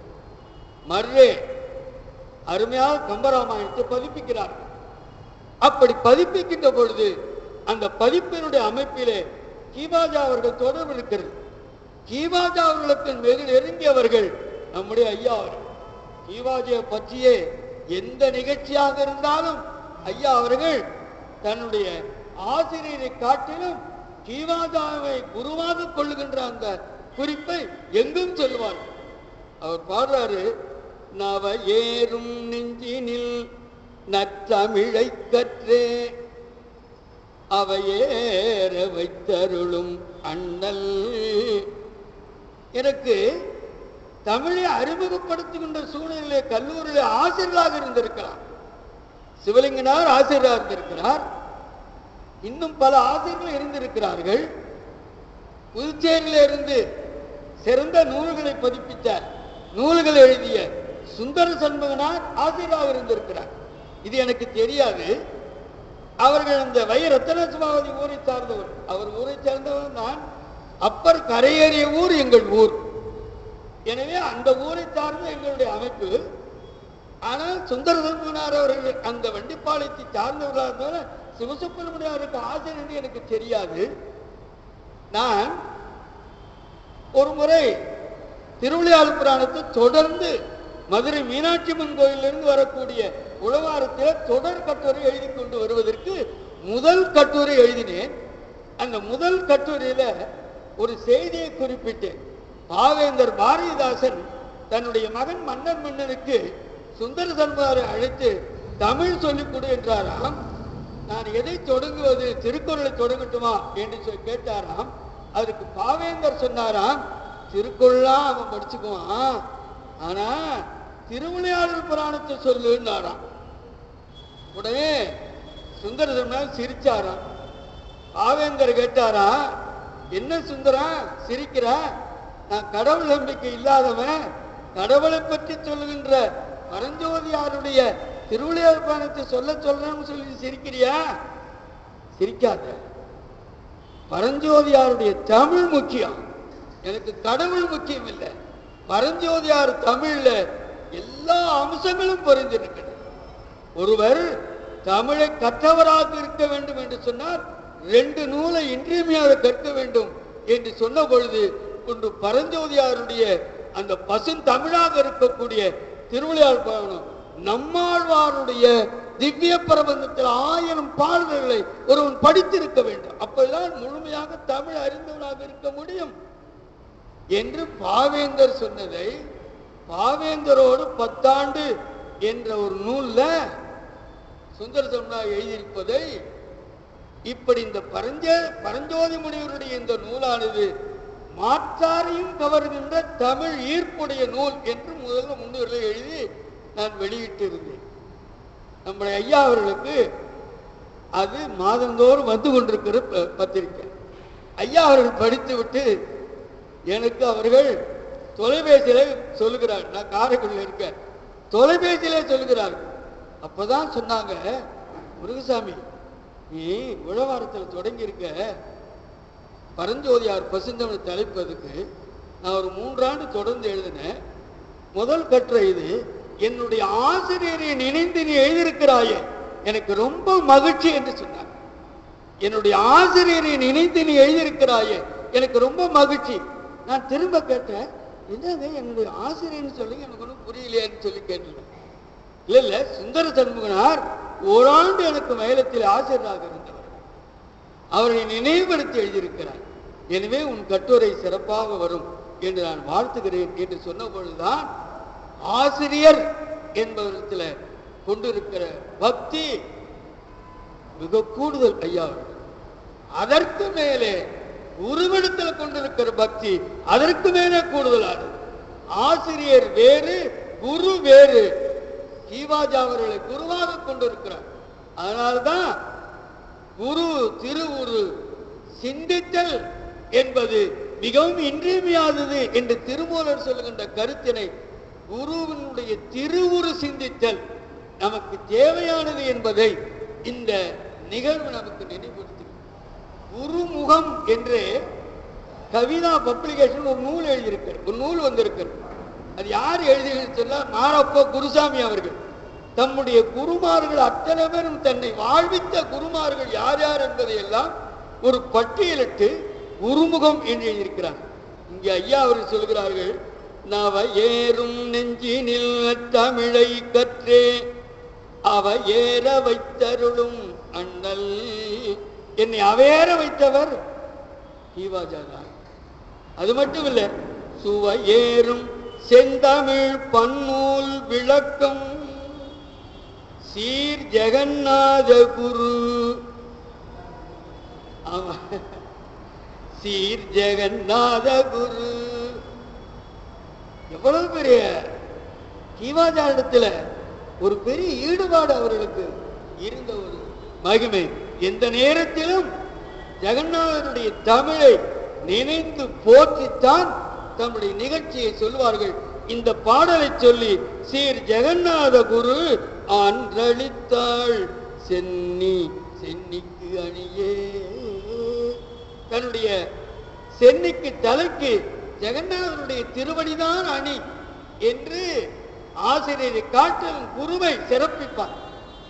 ஒரு நிகழ்வு சொல்லுகிறேன். ஒரு முறை சிற்பி பாலசுப்ரமணியம் அவர்கள் பாரதியார் பல்கலைக்கழகத்தினுடைய தமிழ்துறை தலைவராக இருந்தார். அவரை பேட்டி காண்பதற்காக ஒரு எழுத்தாளர் தேதி குறித்து, நாள் குறித்து, நேரம் குறித்து அவர்களிடைக்கு வந்து விடுகிறார்கள். தேவக்கோட்டையிலிருந்து ராகுலதாசன் ஒரு எழுத்தாளர், அவர் அங்கே போகிறார். ஆனால் போகின்ற நேரத்தில் சிற்பி பாலசுப்ரமணியம் பரபரப்பாக இருந்து கொண்டிருக்கிறார். ஏதோ புறப்படுகிறார். நேர்காணல் நடைபெறாத ஒரு சூழல் இருப்பது போல தெரிகிறது ராகுலதாசனுக்கு. ஐயா பரபரப்பாக இருக்கிறீர்களே, புறப்படுகிறீர்களே, நான் எப்படி நேர்காணல் கேட்பது என்று வருகின்ற பொழுது, ஆமாம் ஒரு முக்கியமான நிகழ்வு, நான் போக வேண்டிய சூழ்நிலை வந்துவிட்டது என்று சொல்கிறார். அப்பொழுது கேட்டார், என்ன அவ்வளவு பெரிய பரபரப்பு என்று கேட்கின்ற பொழுது, ஏதோ ஒரு துஷ்டி துக்க அமைப்பு, மாராப்போ இறந்து விட்டார், அதற்காக போகிறேன் என்று சொன்னார். மாராப்போ போகிறேன், இறந்து விட்டார் சொன்ன உடனே எழுத்தாளர் கேட்கிறார், அவர் உங்கள் ஆசிரியரா என்று கேட்கிறார். இல்லை, ஆசிரியருக்கு மேலே. அதோடு சொல்லிட்டு புறப்பட்டார். இது அந்த எழுத்தாளர் என்னோடு கலந்து பேசினார். ஆசிரியருக்கு மேலே என்று சொன்னால் தேவை என்ன பொருள் என்று கேட்டார். வேற ஒன்றும் இல்லை, குரு, மாதா பிதா, ஆசிரியன் என்று சொல்லவில்லை, மாதா பிதா குரு என்றுதான் சொன்னார். ஆசிரியனுக்கு மேலே. எல்லா ஆசிரியரும் குருவாக இருக்க முடியாது, ஆனால் எல்லா குருவும் ஆசிரியனாக இருக்கலாம். ஆசிரியருக்கு மேலே குரு. இதுதான் இயல்பு. சித்தாந்த அடிப்படையில் பார்த்தால் ஆன்மா ஈடேறுவதற்கு குரு உதவி, லௌகீக வாழ்க்கையிலே ஈடேறுவதற்கு ஆசிரியர் உதவி. நம்முடைய குடியரசுத் தலைவராக இருந்தவர் ராதாகிருஷ்ணன் அவர் ஆசிரியர் தினத்துக்கே மகுடம் சாதித்தவர். அவர் வேறால் தான் அந்த சிறப்பு நடந்து கொண்டிருக்கிறது. அப்பேற்பட்ட அவர் அமெரிக்காவுக்கு போகிறார். அமெரிக்காவுடைய சூழ்நிலை என்ன என்று சொன்னால், வெள்ளை மாளிகைக்கு மேலே எந்த நாட்டு விமானமும் பறக்கக்கூடாது என்பது உத்தரவு. உள்நாட்டு விமானம் கூட வெள்ளை மாளிகைக்கு மேலே பறக்கக்கூடாது. ஆனால் விதி மீறி ஒரு விமானம் பறந்து அங்கே அமெரிக்காவுக்குள்ளே நுழைகிறது.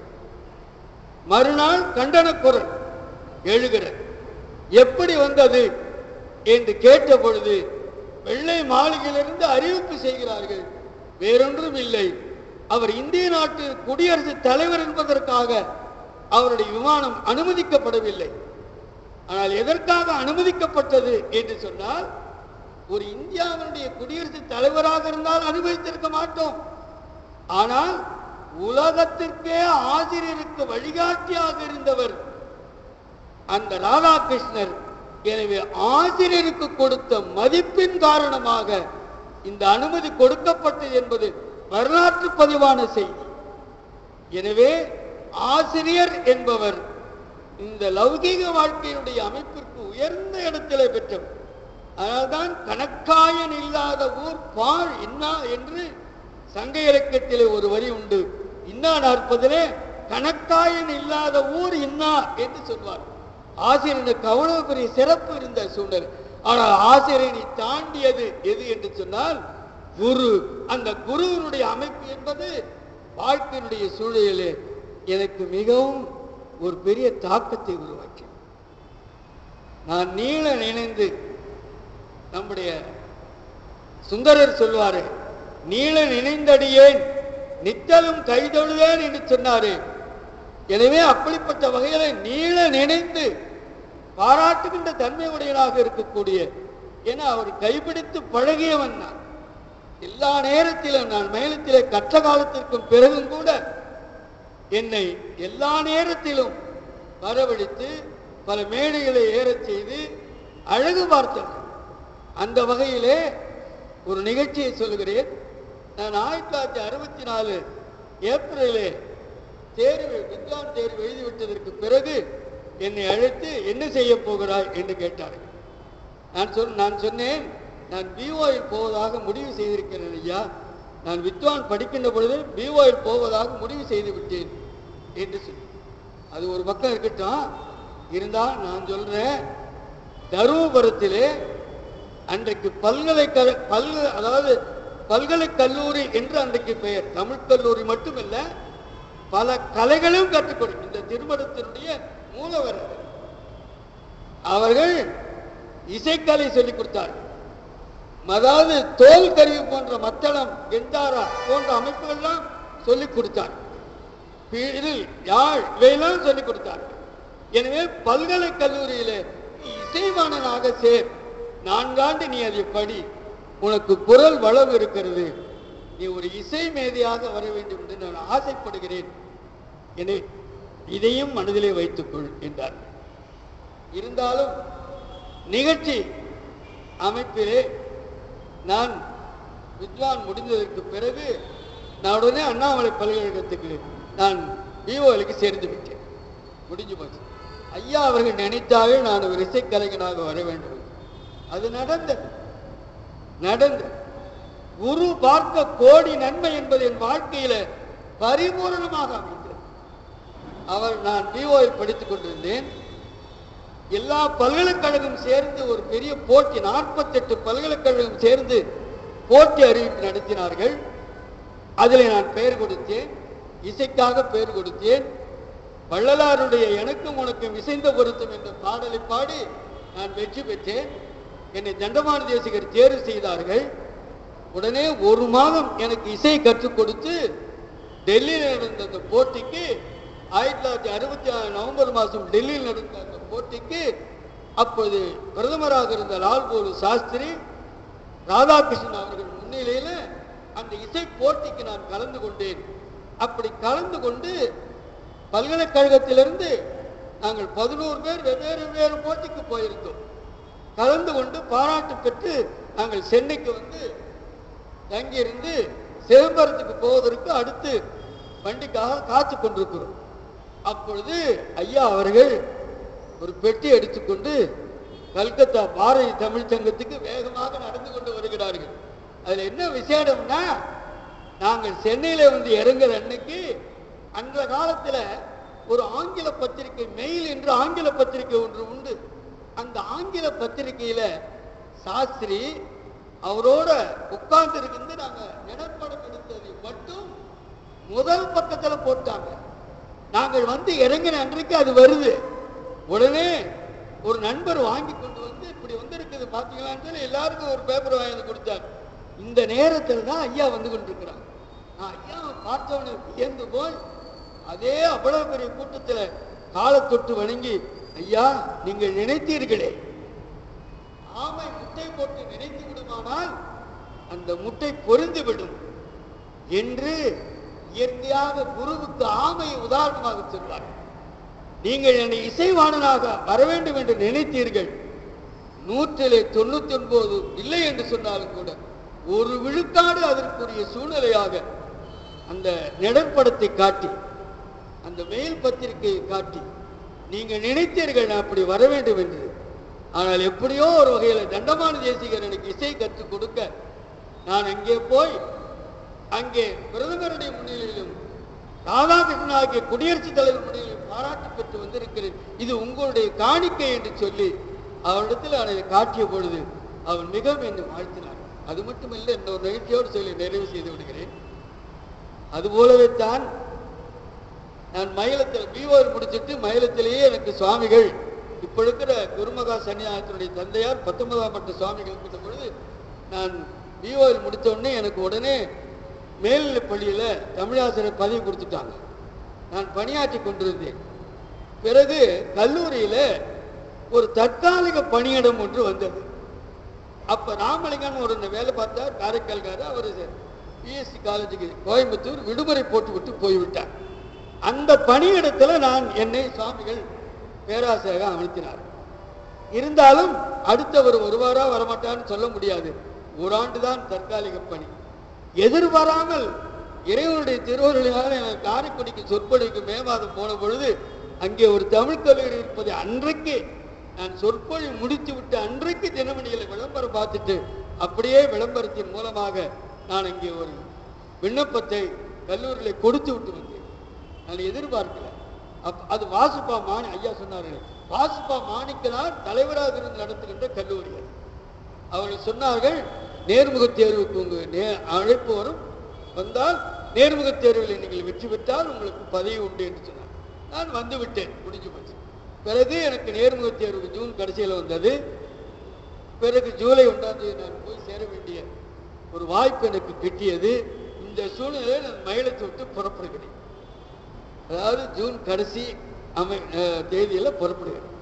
அப்பொழுது பேராசிரியத்தில் வந்து நான் காலை தொட்டு வணங்கி நான் இப்படி புறப்படுகிறேன்.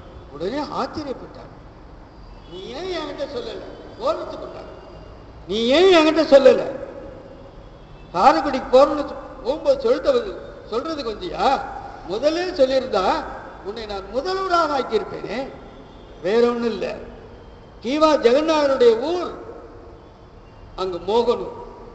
கீமாஜா அவருடைய ஊரிலே சுப்பிரமணியனார் என்பவர் ஒரு தமிழ் கல்லூரி ஆரம்பித்து 2 ஆண்டாக தட்டு தடுமாறி நடத்தி கொண்டிருக்கிறார். அது அவர்தான் பேராசிரியர் தான் தொடங்கி வைத்தார்கள். அவர் பேராசிரியர் கிடைக்கணும்னு அப்ப என்ன, அப்ப அரசாங்கம் அவ்வளவு உதவி கிடையாது. தட்டு தடுமாறி அவரே கையில பணம் போட்டு செஞ்சுக்கிட்டு இருக்கிறாரு. பேராசிரியர் சரியா அமையல அவருக்கு. அதனால நான் சரியான ஆள் உங்களுக்கு அனுப்புறேன்னு சொல்லிட்டு வந்திருக்கிறேன்.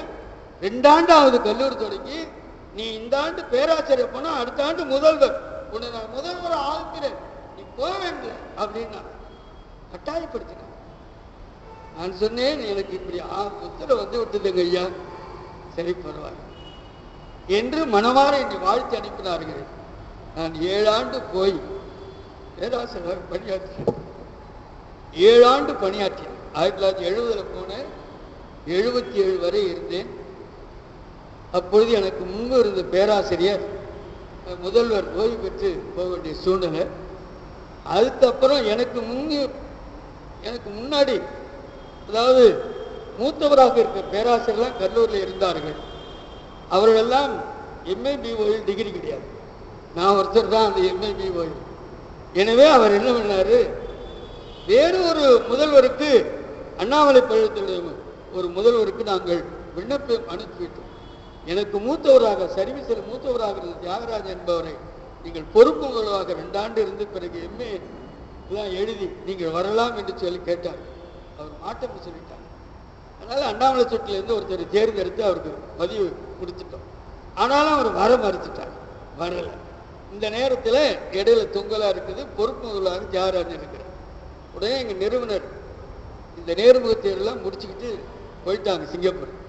திரும்ப அங்கேருந்து எழுதினாங்க, இனி நாம் யாரையும் தேட வேண்டாம், முருகசாமியே அவருக்கு அந்த பட்டம் இருப்பதனால, முதல்வருக்குரிய பட்டம் இருப்பதனால அவரையே போட்டு விடலாம் என்று சொல்லி எனக்கு 1/8/1977 முதல்வராக எனக்கு பணி கொடுத்து என்னை ஏற்றுக்கொண்டார்கள்.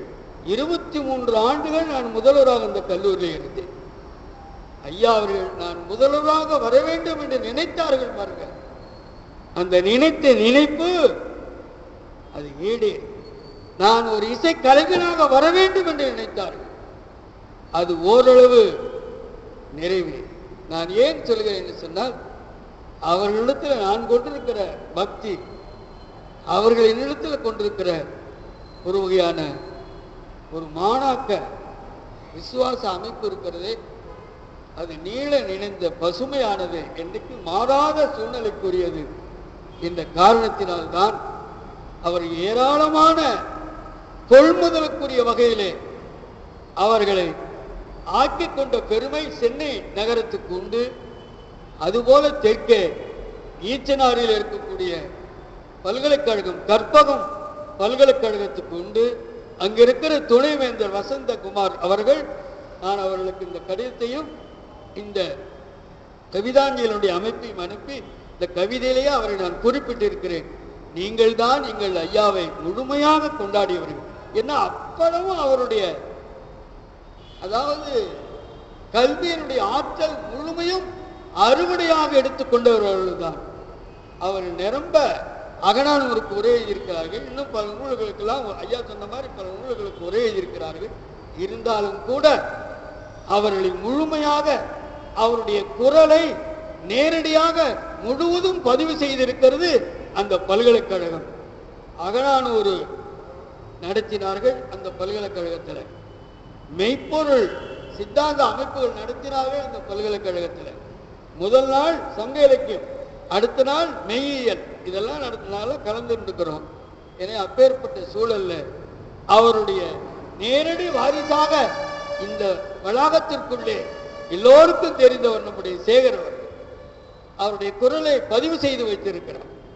எனவே ஐயா அவர்களை நாம் சங்க இலக்கிய அமைப்பில் இருக்கக்கூடிய ஒரு இலக்கண நூலிலே நக்கீரர் எழுதுவார், இறையனார் களவியல் நூலில் எழுதுவார், ஆற்றாமை ஆற்றுவது ஒன்றினை பற்றும். அவர்களோடு நாம் இருந்தோம், வாழ்ந்தோம், கேட்டோம். ஆனால் இன்றைக்கு இல்லையே என்ற ஏக்கம் நமக்கு இருந்தாலும் கூட அந்த ஆற்றாமை ஆற்றுவது ஒன்றினை பற்றும். அவர்கள் விட்டு சென்ற பல பணிகளை தொடர்ந்து செய்வதற்கு மட்டும் இல்லாமல் அவர்கள் பல நூல்களை இங்கே நமக்கு பாடம் சொல்லி இருக்கிறார்கள். அந்த பாடம் பல ஒலி நாடாக பதிவாயிருக்கிறது.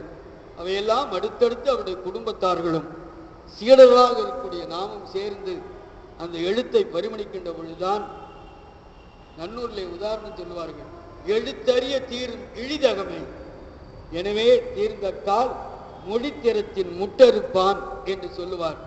அதுபோல நம்முடைய ஐயா அவர்களை நீள நினைந்து வணங்கி, அவருடைய நினைவு என்பது என்றைக்கும் பசுமையாக இருக்கக்கூடியது.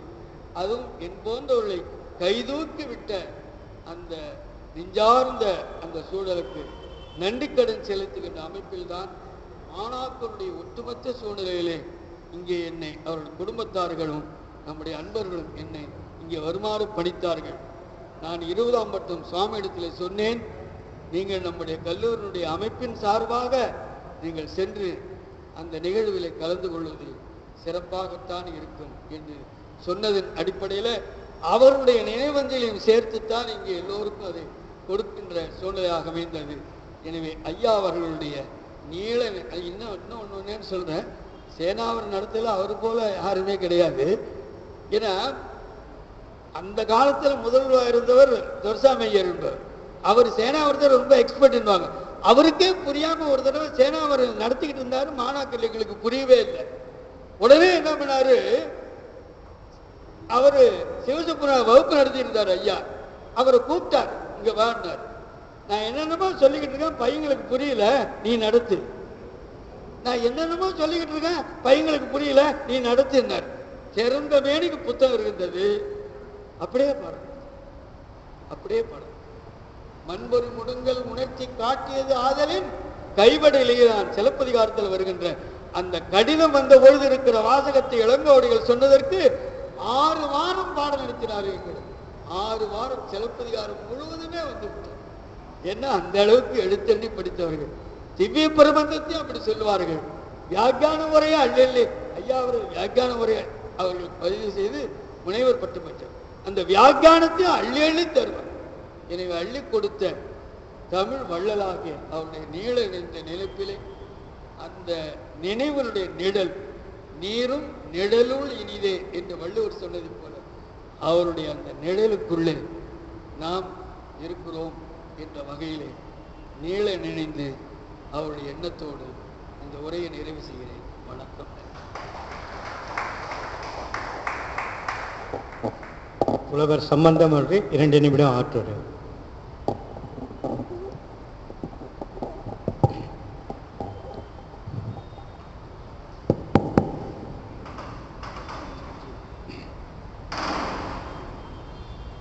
அன்பார்ந்த ஆண்மனே செல்வர்களே, அருமை தாய்மார்களே, இங்கு எழுந்துள்ள இருக்கின்ற அறிஞர் பெருமக்களே, உங்கள் அனைவருக்கும் அடியேன் வணக்கத்தை தெரிவித்துக் கொள்ளுகின்றேன். இன்றைய இரங்கலுக்குரிய பெருமகனார், அவருடைய பெருமை, அவருடைய சிறப்பு, அவருடைய தொண்டு, இதையெல்லாம் பெரிய அளவிலே இங்கு பேசிய துணைவேந்தர் முதல் கொண்டு சிறப்பாக பேசினார்கள். நான் அந்த கட்டத்துக்கு போகலை. ஆனால் அவருடைய இழப்பு நம்ம எப்படி தாக்கம் ஏற்படுத்தி இருக்கிறது என்பதை பற்றும் ஒரு சில கருத்துக்களை சொல்லி நான் நிறைவு செய்து விடுகிறேன். அதாவது இழப்பு என்பது மிகப்பெரிய ஒரு இழப்பு தான். அதில் ஒரு பெரிய அறிஞர், தமிழ் புலவர் நம்ம விட்டு நீங்கி விட்டார் என்று சொல்லுகிற பொழுது ரொம்ப கடினம்தான். அதாவது அவரோடு நான் 63ல் தமிழ் புலவராக முடிச்சிருக்கிறேன். அப்பொழுது அவர் எனக்கு இப்பொழுது நான் பல திருவாவூர் ஆதீனத்தின் சார்பாக பல மையங்களில் சைவ சித்தாந்த பாடம் நடத்திட்டு இருக்கிறேன். அந்த சைவ சித்தாந்தத்துக்கு முதல்ல ஒரு பிள்ளையார் சொல்லி போட்டவர் அவர் தான். அப்பொழுது நாங்கள் படிக்கிற பொழுதே மற்ற ஹைஸ்கூல்லாம் எம்ஐ பீரியட்னு ஒன்று இருக்கும், மாரல் இன்ஸ்ட்ரக்ஷன். எங்களுக்கு அங்கே ஒரு சைவ சித்தாந்தம் தான் பாடம். அதில் உண்மை விளக்கம் என்பதை அவர் நடத்தினார். அதை நடத்துகிற பொழுது தான் அதில் எனக்கு ஒரு நாட்டம் ஏற்பட்டது. அப்பொழுது அவர் சொன்னார், உனக்கு சைவ சித்தாந்தம் படிப்பதில் நாட்டம் இருக்குது, அண்ணாமலை பல்கலைக்கழகத்துக்கு நீ ஒரு போட்டிக்கு போய் வா. அவர் போய் 1000 ரூபா போட்டி, அவருடைய மாணவன் நான் ஒரு 100 ரூபா போட்டிக்காக போனேன். ஆனால் 100 ரூபா கூட அந்த நாளில் மிகப்பெரிய ஒரு தொகை தான்.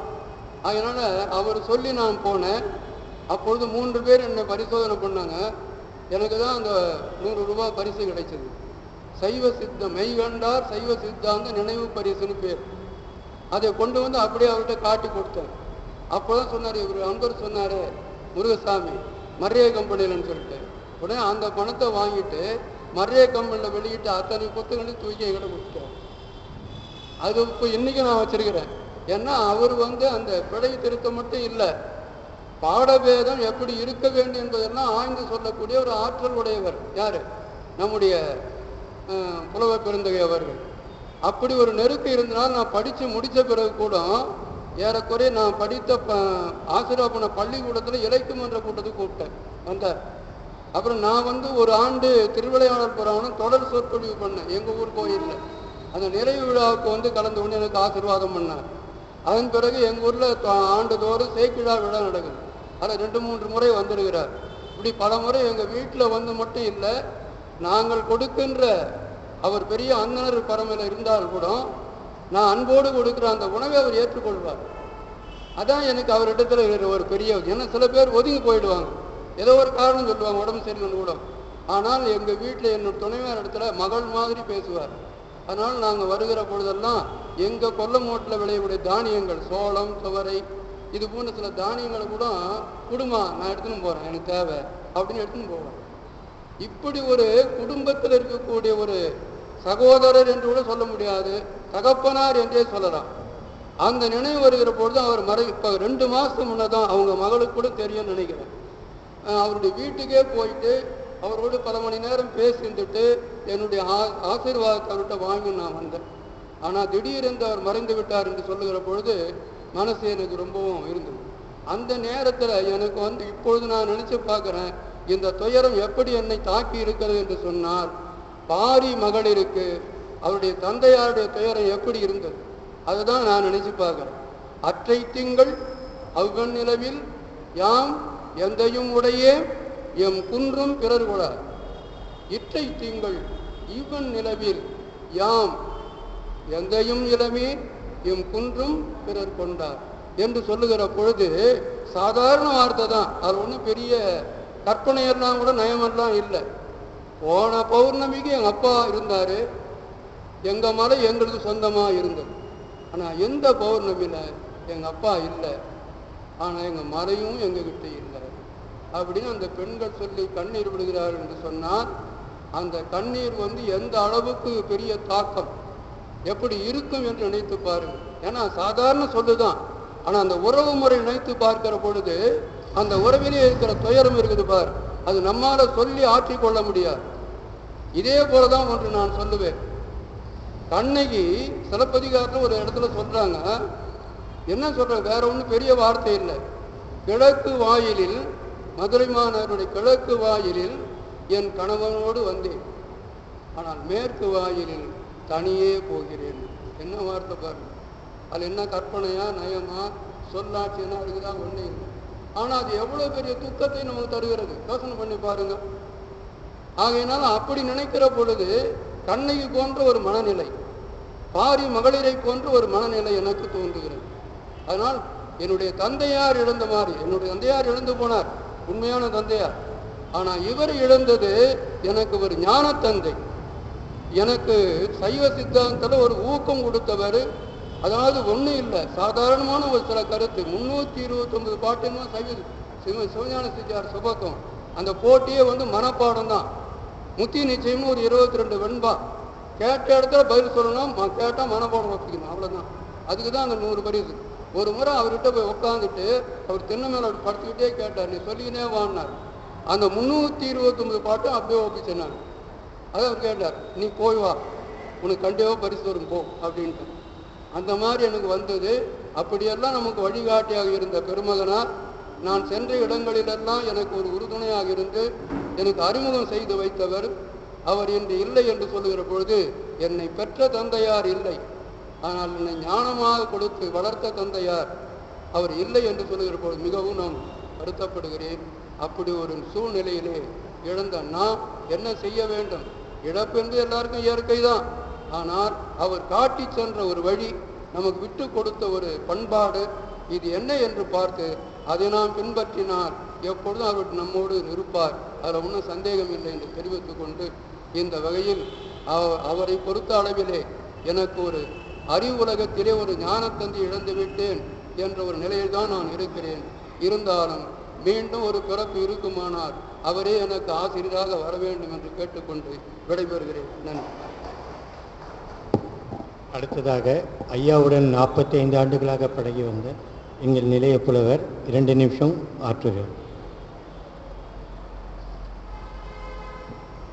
பேர பேராசிரியர் ஞானசுந்தரம் அவர்களே, தமிழாகிறார் முருகசாமி அவர்களே, மற்றும் இங்குள்ள மெய்யன்பர்களே, உங்கள் அனைவருக்கும் வணக்கம்.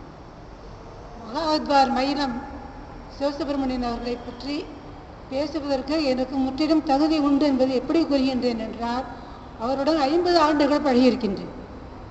நான் கல்லூரியில் படிக்கும்போது, அதாவது 66 புலவர் பட்டம் திருவையாறு அரசர் கல்லூரியிலே படித்தேன். அப்பொழுது எங்கள் வீட்டுக்கு வருவார்.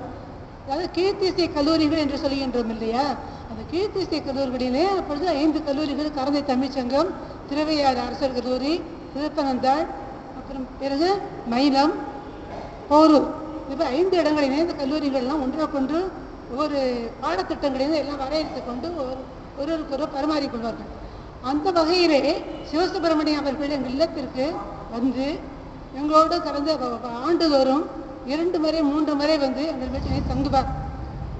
அவருக்கு நாங்கள் உணவு பரமாறுவோம். நல்ல நிகழ்ச்சியாக இருந்தாலும் சரி, கெட்ட நிகழ்ச்சியாக இருந்தாலும் சரி, எதையும் விட்டு கொடுக்க மாட்டார். எல்லாவற்றுக்கும் வருவார். முதல்ல வரும்போது நான் செகண்ட் இயர் பிரிலிமினரி படிச்சுட்டு இருந்தேன். வந்த உடனே என்ன கேட்டார், நீ வந்துட்ட, சரி எனக்கு வந்து நீ வச்ச ரசத்தில் எனக்கு ஒரு கண்ணு அப்படிம்பார். என்ன சார் ரசம் எப்படி சார் இருந்தது? அதே ரசமாக இருந்தது அப்படிம்பார். அது அவருடைய பாணி. இது அதே ரசம்தான் அப்படி சொல்லிட்டு எனக்கு ஒரு கண்ணுன்னா உனக்கு என்ன ஞாபகம் வருது அப்படிம்பார். இது 7ஆம் வெற்றி உறுப்பு சார் அப்படிம்பார். 7ஆம் வெற்றி உறுப்பு அது ஒன்று தானா அப்படிம்பார். இல்லை சார் நிறைய உறுப்பு.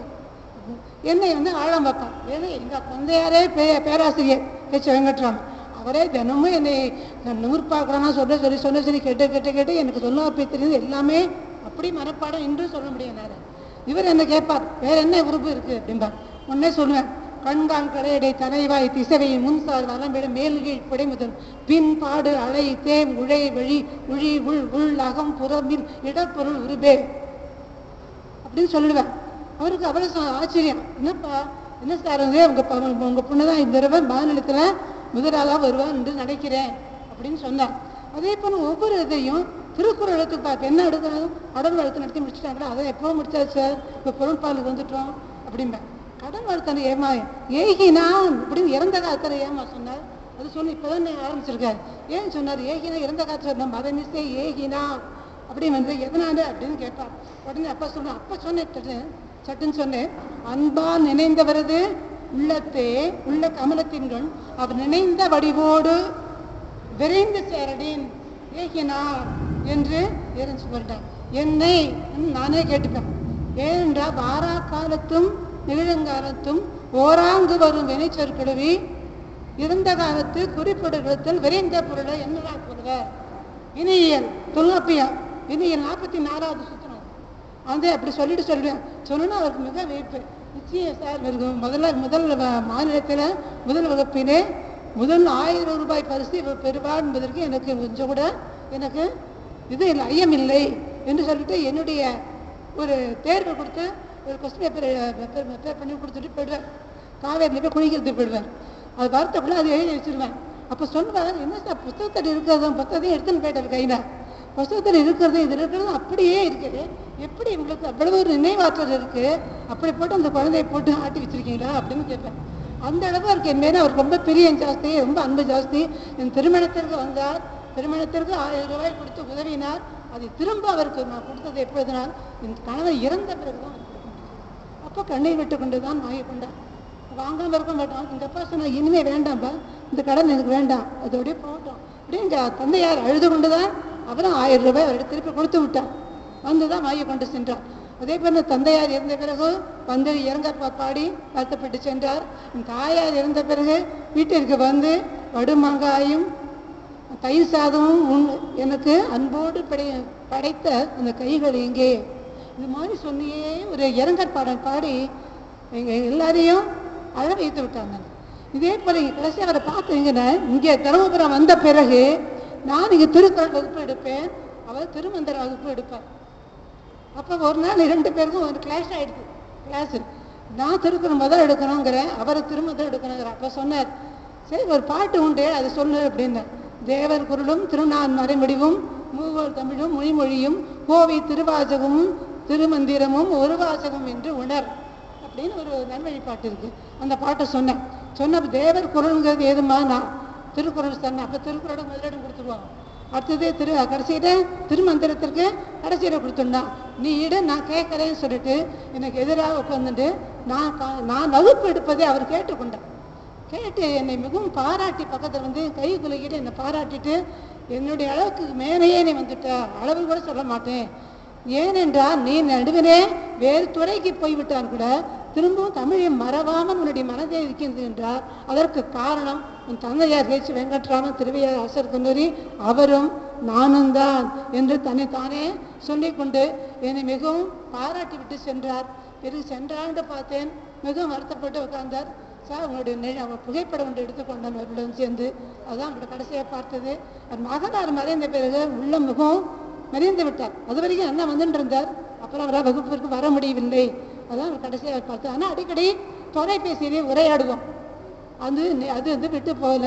அந்த அளவில் அவருக்கு இன்று நான் அஞ்சலி செலுத்தவில்லை என்றால் நான் என் கடமையிலிருந்து தவறிய ஒரு நிலைமைக்கு நான் உள்ளாவேன். ஏன்னா வேறு எங்கே அவரை பற்றி நம்பி பேசுவது? அதனால் அவருக்கு என்னுடைய அஞ்சலியை தெரிவித்துக் கொண்டு அவர் தெய்வ உருவிலே இருந்து நம்மளையெல்லாம் ஆசீர்வாதம் செய்து வாழ்த்தி நமக்கு நல்ல ஒரு நிலையும் நல்ல ஒரு வாழ்க்கையை நம்ம கொடுக்க வேண்டும், எதிர்காலம் நல்ல நோயற்ற ஒரு வாழ்வு கொடுக்க வேண்டும் என்று வேண்டி என்று அவரை தெய்வமாக நினைத்து வேண்டிக் கொண்டு முடிகின்றேன். வணக்கம்.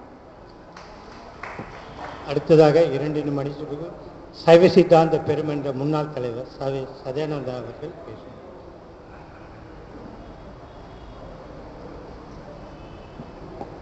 சான்றோர் பெருமக்களே, 2-3 நிமிஷத்தில் முடிச்சிடுறேன். நான் சைவ சித்தாந்த பெருமன்றத்தில் சார்ந்த காரணத்தால் மகாவித்வான் அவருடைய நினைவஞ்சலில் பங்கேற்பது எங்களுடைய கடமை என்று கருதி அவர் சைவ சித்தாந்த பெருமன்றத்துக்கு செய்த மிகப்பெரிய தொண்டுகளை நன்றி உணர்வோடு நாங்கள் சமர்ப்பிக்கின்றோம். சைவ சித்தாந்தத்தில் பல சாத்திரங்களுக்கு மிக விரிவாகவும் தெளிவாகவும் தொடர்ந்து சொற்பொழிவு ஆற்றிய மகா வித்வான் சிவசுப்பிரமணிய ஐயா அவர்களை என்றும் நாங்கள் போற்றுகிறோம். அவரிடத்திலே நான் தொடர்பு கொண்டதுக்கு 2 காரணம். ஒன்று, அவர் மயிலத்தை சார்ந்தவர். எங்களுடைய குலதெய்வம் மயிலம் திருமுருகன். அந்த இடத்துல தான் எல்லா நிகழ்ச்சியும் குழந்தைகளை நடக்கும். அந்த நிலையில் எனக்கு அவர்கிட்ட தொடர்பு உண்டு. அவர் என்பது மிக அன்பாக இருந்தார். 2வது, சைவ சித்தாந்த பெருமன்றத்தில் நான் தலைவராக பணிக்கின்ற ஒரு வாய்ப்பை இறைவன் கொடுத்த காலத்தில் அவரை கொண்டு வாரந்தோறும் சாத்திர நூல்களை மிக தெளிவாக எங்களுக்கு நான் அறிவிக்கும்படி கேட்டுக்கொண்டேன். அவர் இணைந்து சொன்னார். 2 விஷயம் ஒரு இடத்துல பார்த்துருக்கேன்.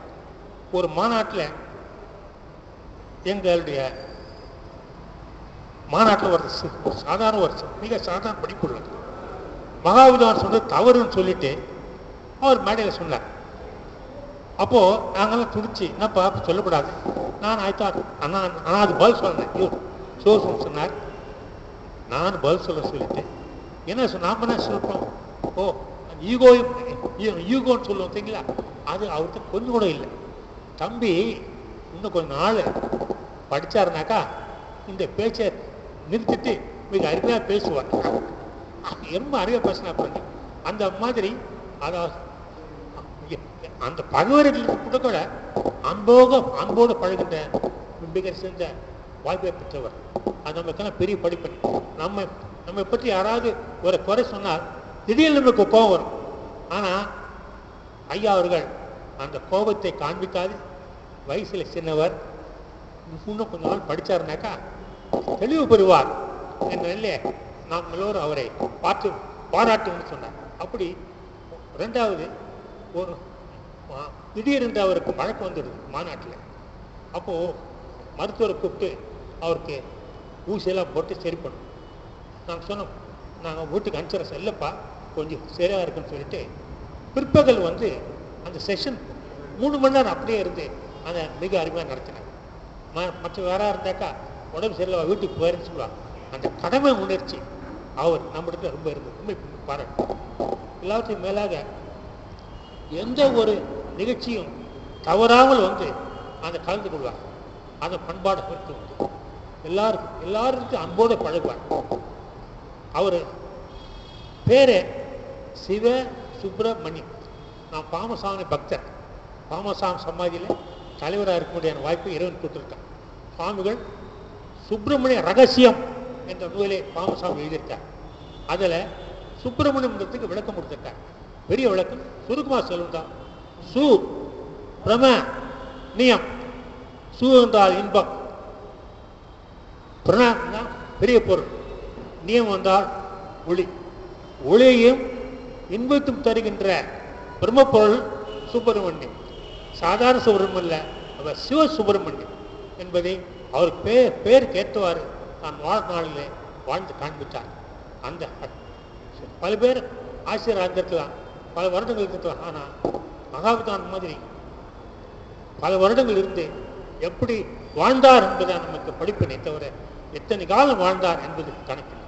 அதனால் நாம் அனைவரும் அவருடைய வாழ்க்கையில் இருக்கிற சில அறிவுகளை நாம் கடைபிடித்தோம்னால் அவரை மாதிரி நாம் ஓரளவு முன்னுக்கு வர முடிவு கேட்டுக்கொண்டு அதை பேராசிரியரை பற்றி சைவ சித்தாந்தத்தில் ஒரு 3 வருஷம் நாள் எழுதின அந்த சுருக்கத்தை உங்களுக்கு தான் கொடுத்துருக்கேன். படித்து பார்த்தீங்கன்னா அவர் தெரியும். கடைசியாக பாட்டு சொல்கிறேன். இங்கிலீஷில் நான் வர்மாஸ்ட்லேயும் இந்தியன் கார்பரேஷன்லையும் தொடர்ந்ததுனால ஆங்கிலத்தை பேசுகிற வாய்ப்பு அதிகம் உண்டு எனக்கு. இப்போ தான் தமிழை பேச ஆரம்பித்தேன். அவர் சமரைஸ் பண்ணாக்கா, மகாவித்வான் was a versatile scholar, an inspiring thinker, a distinguished exponent of Saivism and Saiva Siddhanta philosophy. Lives of great men, all reminders. Lives of great men, all reminders. We can make our lives sublime and departing, leave behind us footprints in the sands of time. மாமசான் சொல்வார், குருவர் இருந்தேர் திருவர் இல்லை. அந்த நிலையை மகாவித்வானை மனதிலே ஏற்றிக்கொண்டு அவர் என்றுமே நினைத்தால் எல்லா நாளும் மேற்கொண்டு கூறிக்கொண்டு எனக்கு வாய்ப்பு அளித்த இந்த மன்றத்துக்கு இந்த மன்றத்தில் எனக்கு சிறந்த ஈடுபாடு என்ன என்றால், இவருடைய திருமணத்தை நடத்தினவர் 1960 திருமணத்தை நடத்துவார். இப்பொழுது இந்த குருபாக் சந்தானம் வரும். அந்த நிலை இந்த மடத்தில் நான் ஈடுபாடு ஜாஸ்தி. இங்கே வருகிற வாய்ப்பை இறைவன் கொடுத்திருக்கா, பேசுவதற்காக 2 பேச்சை கேட்டு நீங்கள் சாமர்த்தியத்துக்காக மன்னிக்க வேண்டும் கூறி நன்றி பெறுகின்றேன். நன்றி, வணக்கம். நன்றி உரை. பேரன்புமிக்க பெரியவர்களே, இன்றைய விழாவுக்கு எழுந்தருடைய அறிஞர் பெருமக்கள், என்னுடைய ஆசிரியர் அவருடைய நேர்மையை பற்றி ஒரு நிமிஷம் மட்டும் சொல்லிடுறேன். ஞானசுந்தரம் பற்றி அவர்கிட்ட நான் பழகினதில்லை. 80 எங்களுக்கு ஆசிரியராக இருந்தார். அப்போ வலிதாயுமத்தில் வீடு, அரசாங்கத்தில் எவ்வளோ கோயில் நிலம், அதெல்லாம் வேணாம் சொல்லிட்டு அரசாங்கத்தில் இருந்துக்கிட்டு அவ்வளோ நேர்மையாக இருக்கிட்ட இருந்தால் தான் நாங்களாம் நல்லா இருக்கிறோம். நீங்களாம் வந்திருக்கிறீங்க. இந்த விழாவை சிறப்பாக நடத்தி கொடுத்த சேகர் ஐயா அவர்களுக்கும், தருமபுரம் குருமகா சன்னிதானம் அனுமதி கொடுத்தவங்க, வீட்டிலேருந்து அவங்க குடும்பத்தால் வந்திருக்கிறீங்க. உங்களெல்லாம் பார்த்தா எங்களுக்கு ரொம்ப ரொம்ப பொறுமையாக இருக்குது. ஐயா கிட்ட படிச்சிருக்கிறீங்க. நாங்கள் 1 நாள் 2 நாள் தான் படித்தோம் ஐயா கிட்ட. நீங்களாம் உங்களுக்கு எல்லாருக்கும் நன்றி தெரிவிச்சு. நம பார்வதி பதையே ஹர ஹர மகாதேவ. தென்னாடுடைய சிவனே போற்றி. இந்நாட்டு